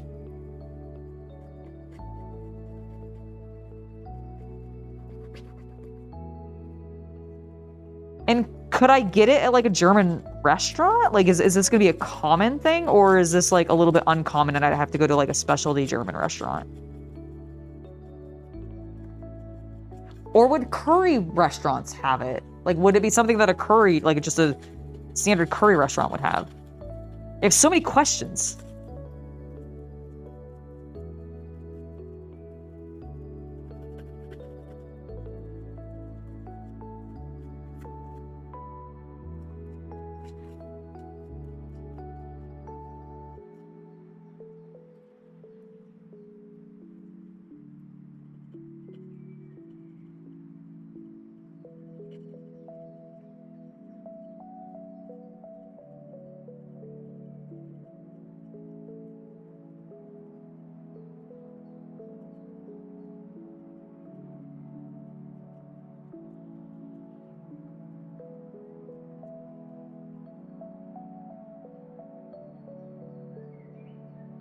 You don't know if you've had actual curry. The curry you had was coconut curry sauce and veggie stir fry.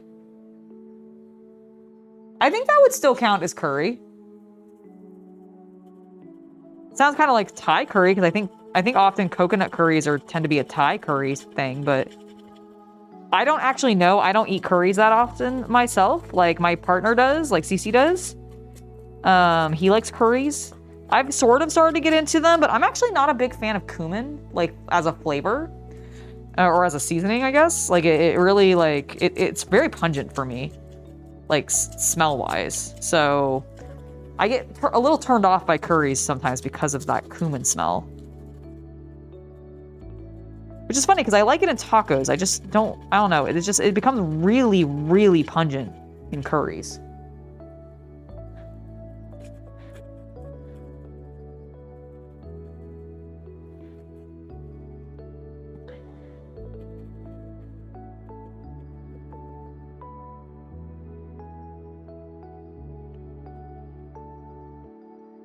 You're counting it? Excellent. Coconut curry counts? Yeah, I was gonna say, I think coconut curry counts. Like,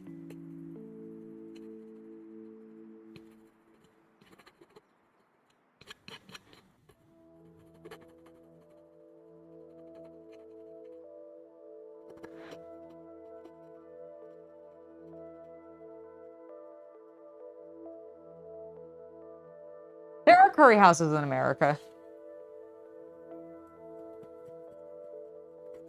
I don't know if they're like called, like if that's like a brand name in the UK. I don't know if they're like that same brand, but they're definitely like, there are definitely places to get curry in America. It's also places to get curry pizzas called tandoori pizza.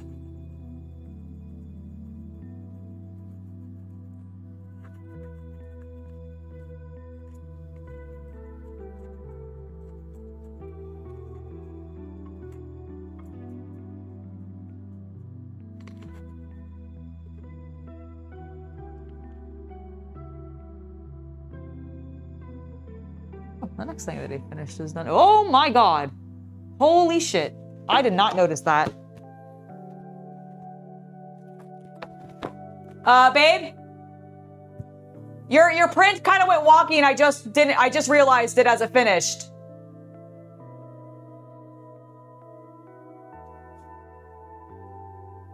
It stringed everywhere. Like it completely spaghettied and I just noticed it. Oh. I am so sorry. I was so distracted by like what I was doing that it completely, oh, it got knocked off. That's why. Okay. Okay, yeah, because I think this is it, right? Yeah. Yeah, it got knocked off and then it stringed a little bit. It mostly finished though. Was it supposed to be, what was it? It's part of a handle for a prop. Got it, okay. Yeah, I am so sorry. I just noticed this as it was, like, because I'm so sorry. Yeah.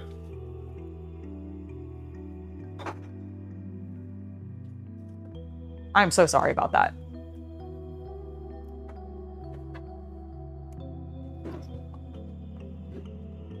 Oh my gosh, I feel so bad, you guys. I just looked over. You know what it was? My water cup was blocking it and I didn't lean over to like check more thoroughly earlier. Oh my gosh, I feel so bad.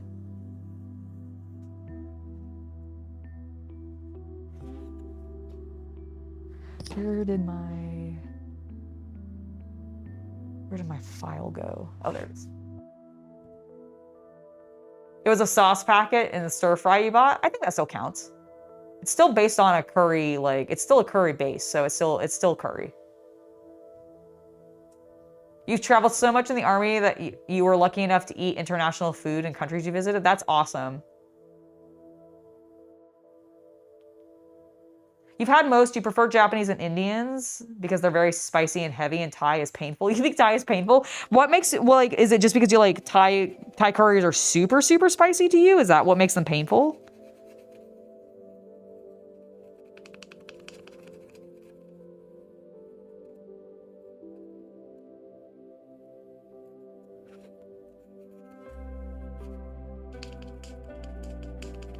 Oh, I still feel really shitty about not realizing that print was... Like, I think the problem was that it was going fine until, like, near the end. And I just didn't notice it. Because it was totally fine until, like... Oh. It's really spicy in Thailand? Okay. I mean, I could believe that. I've had some of their Thai chili peppers, and they're very spicy as well, so... And I know, like, especially Southeast Asian, but just Asian food in general can be quite spicy. Which is why some people really like it. Like, very savory, very spicy sometimes, though. And, I believe that would influence it. Turkish food is amazing. You know, I actually can't say that I've had that much Turkish food. I think I've had some Turkish meat dishes, maybe on occasion. There was something that Chaos Cultist showed me recently, and I'm blanking off the top of my head what it was, but I think it was some sort of Turkish dish, and it looked amazing. Like, it genuinely just, like, looked so good. I don't remember at all what it was.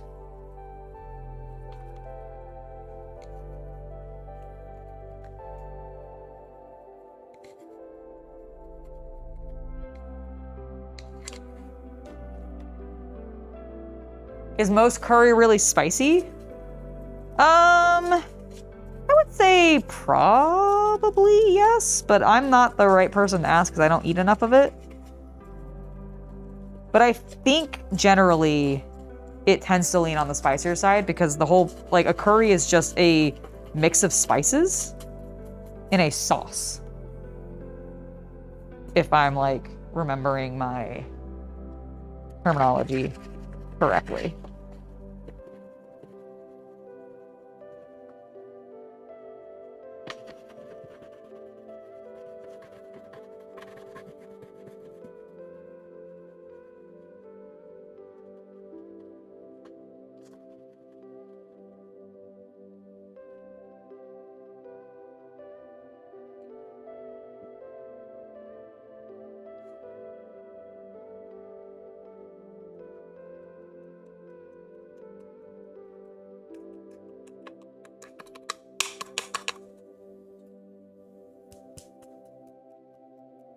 I was gonna say, I thought most curries had a kick, but I've definitely seen like mild curries advertised because I've had some of those myself. And so like, I've had some like not super spicy curries, but I think most of the time, generally, curries are pretty spicy because like I said, I think what a curry technically is it's actually the term for the spice blend that they put into the sauces.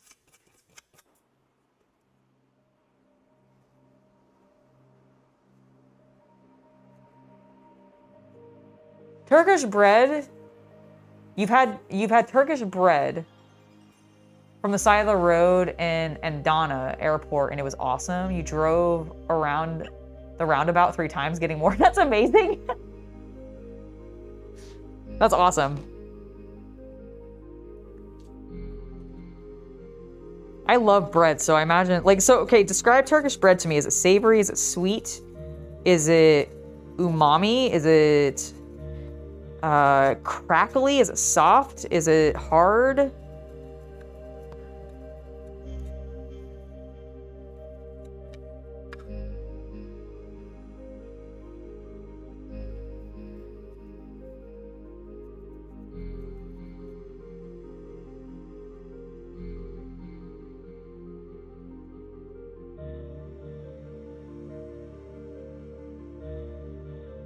Oh, I'm correct about the spices, like the spice blend being what actually is the curry part of curry.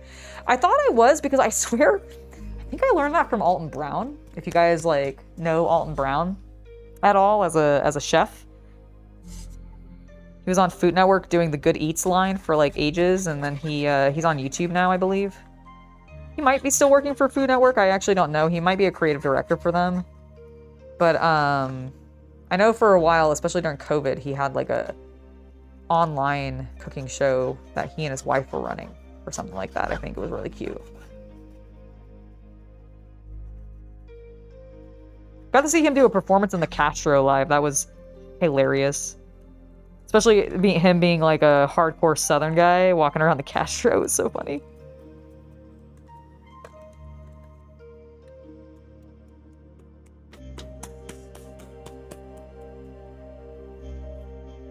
Oh god, yeah, no, the monsoons over there are insane.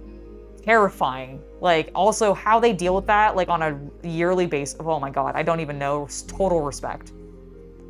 Turkish flatbreads are savory and delicious. Ooh, that sounds really good. They're semi-sweet flat dessert breads. Ooh. That does sound good. I do like flatbreads, and I do love savory, delicious, and sweet all together in one big I have all of his cookbooks. I love his cookbooks.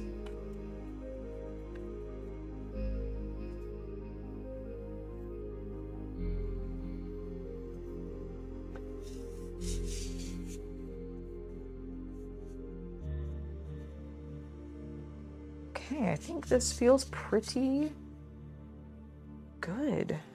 Let's go ahead and maybe do this inner little hole a little bit.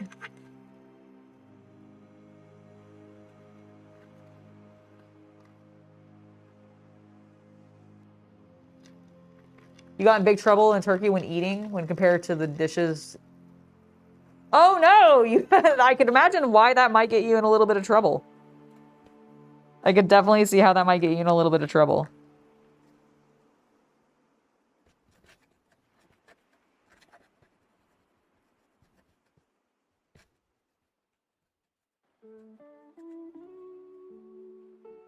There's a little bit of history there that might that could do that, I imagine.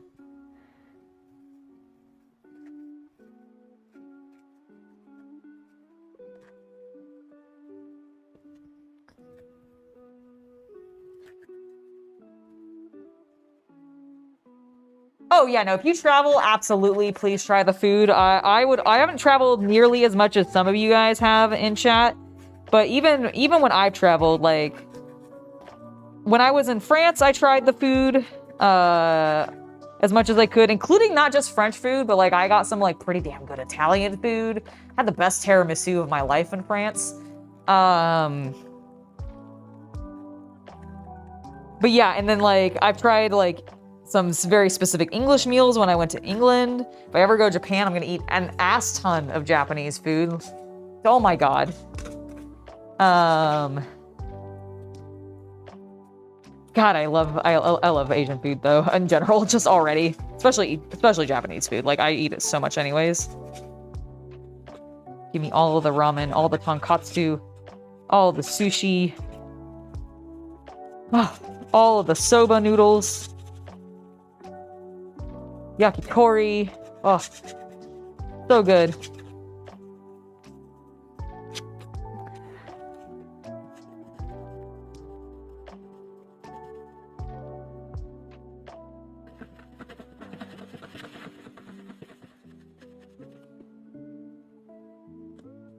Oh, this is feeling so much better. Like, this is feeling so good. You know, there's a poutineery that, I don't actually think it's there anymore, unfortunately. I think it closed. I regret never trying it. No, I did try it. I did try it once, and yes, you're right. Poutine is really good. It's been a while since I've had it. There was a poutineery near me where I used to work when I was at the game store, and I had it like once, maybe twice, because I think somebody else had it. And I was pretty surprised because I am not a big things smothered in other thing person necessarily. Like, I can do nachos, but nachos is kind of like where like I don't really do like loaded fries, for example, very often. But I feel like poutine like sort of changed that for me a little bit. Oh, I 100% believe you could put on 10 pounds living in Japan. Despite the fact that like you kind of think about like, you're like, oh, sushi, you know, raw fish, really healthy stuff, right? Rice, very fattening. Some of the other, like ramen, so much salt. Like they have so much salt in their diet. But they do have a lot of vegetables as well. So like you gotta kind of balance it, I think, is like what I've really heard about when you're like living in Japan and like eating there a lot. Like just eating the food, like their local food a lot. It's kind of about finding a balance of like making sure you're getting like the actual healthy stuff and not just the, oh yes, we've kind of sold this as healthy, but it's not actually.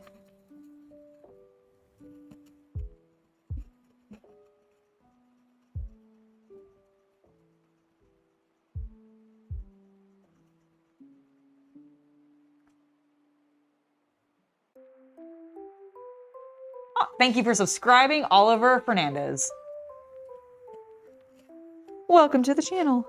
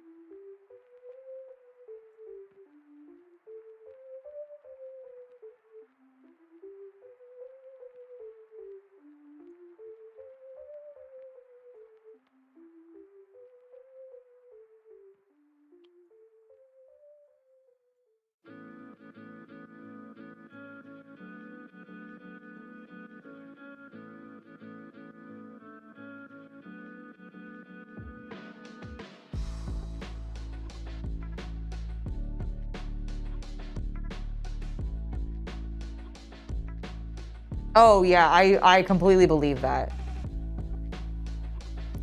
Oh, thanks, Cruz. I appreciate it. I'm gonna crop some boys with it.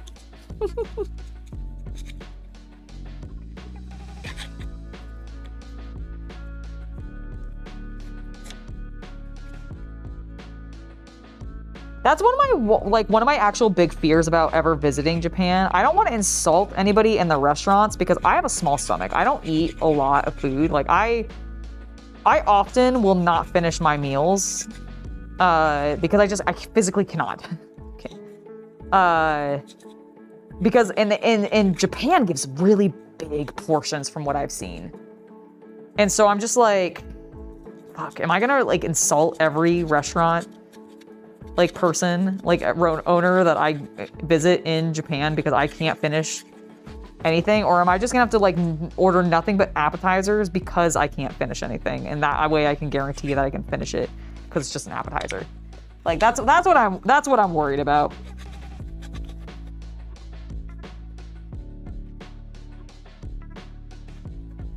I don't want to be insulting to anybody by not finishing the food that was given to me. I hate being insulting. But I also just don't eat that much in like one sitting. I'm a nibbler throughout the day kind of person.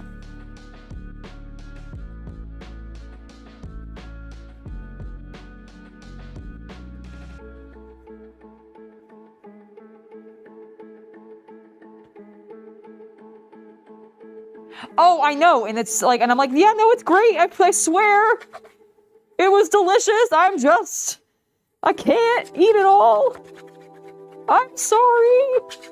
Please don't apologize. Your food was delicious. Here, have a giant tip. That's sort of my, like, I would feel bad. But they also don't have tipping culture in Japan, so that would also not work. I would be so screwed.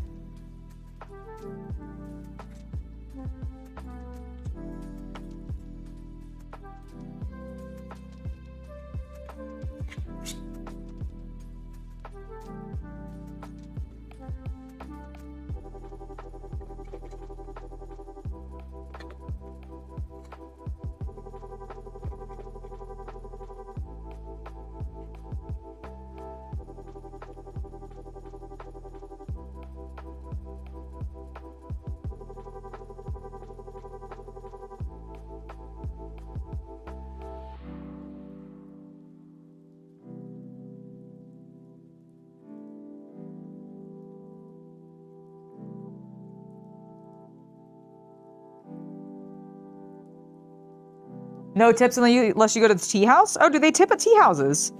I did not know that. I thought they were just a purely no-tip culture.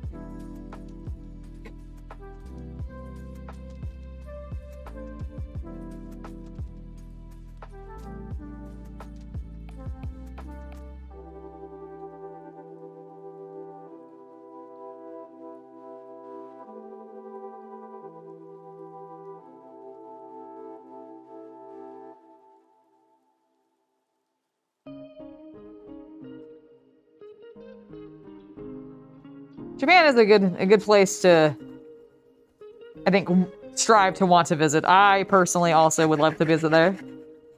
Never been. Would be hella cool. I want to go to Akihabara and a variety of other places. I also want to go to a tea. Well, actually, not. I don't really like. I mean, going to a tea. Blah blah blah blah blah blah. Let me try that sentence again. Going to a tea ceremony would be extremely cool, but I really want to go to an onsen. Like I want to go to a bathhouse so badly. Like I want to go to a. I mean, if there was literally like the Sen to Chihiro bathhouse, like the Spirited Away bathhouse, I would do that. But I really just want to do a bathhouse. Period. I'd love to do the ones with the monkeys. That would be cool.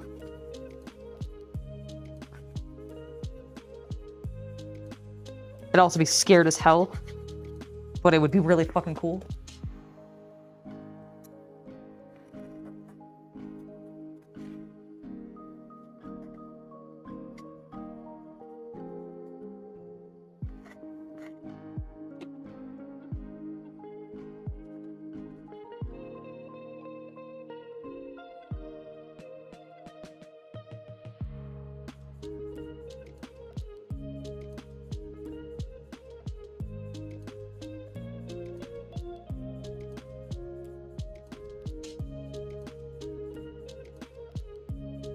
You did the snow monkey hike? Oh my God. I bet they are. I've always heard that they're kind of assholes, those monkeys. But damn it, I want to see them anyways and their stupid snowy asses. They're just so cute.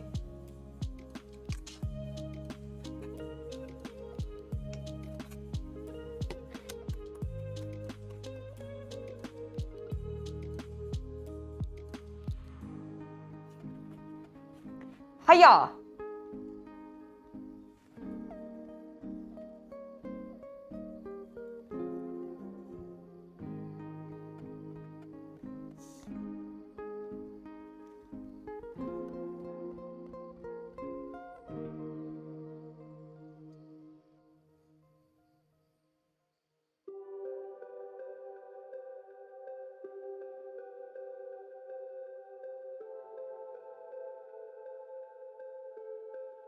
I think I have a little bit too much there still. But honestly, it feels pretty smooth. It feels pretty gosh darn smooth.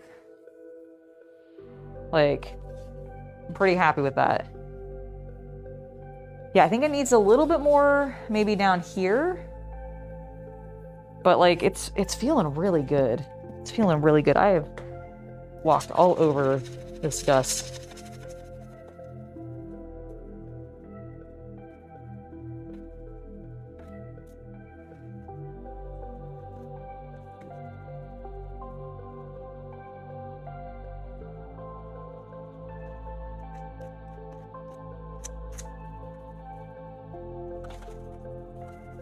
Thank you, thank you.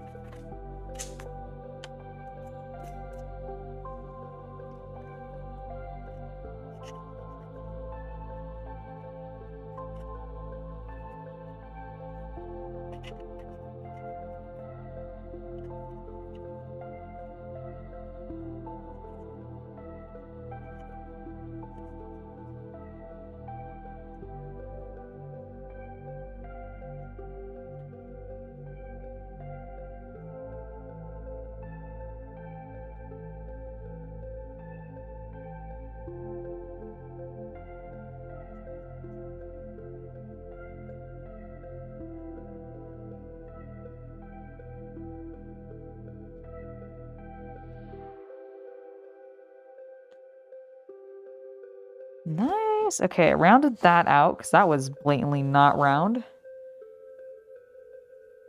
Yeah, I think this is looking good.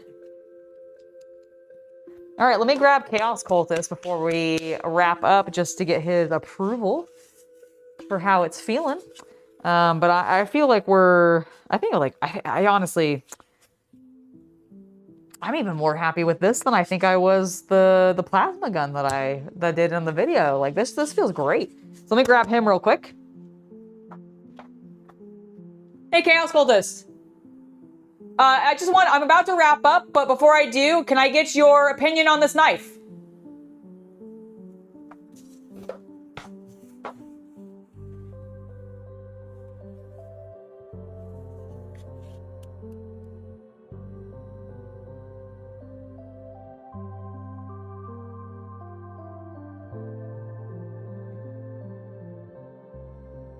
I don't think TSA will let you take it on a plane. That's Damn it! Your opinion is that I can't take it on a plane? Okay, that makes sense. So the main thing I actually want your genuine opinion on is I spent a bunch of time smoothing out and evening out those grooves in the handle. Do they feel even? Do they feel smooth enough? Because I actually took some plastic off a little bit because they had like a little bit of a buildup that was extra that I finally was able to get away. That's what that tool is. The deburr, yeah. But I found it actually easiest because it was already solid with wood glue or the wood. No. It's feeling good. Like I don't feel any lips. And how does the grip feel for you? Because I know you really enjoyed the way this grip felt for you, and it felt great for me too. And I feel like it's pretty good. How are you feeling? No, it feels good. Okay, good.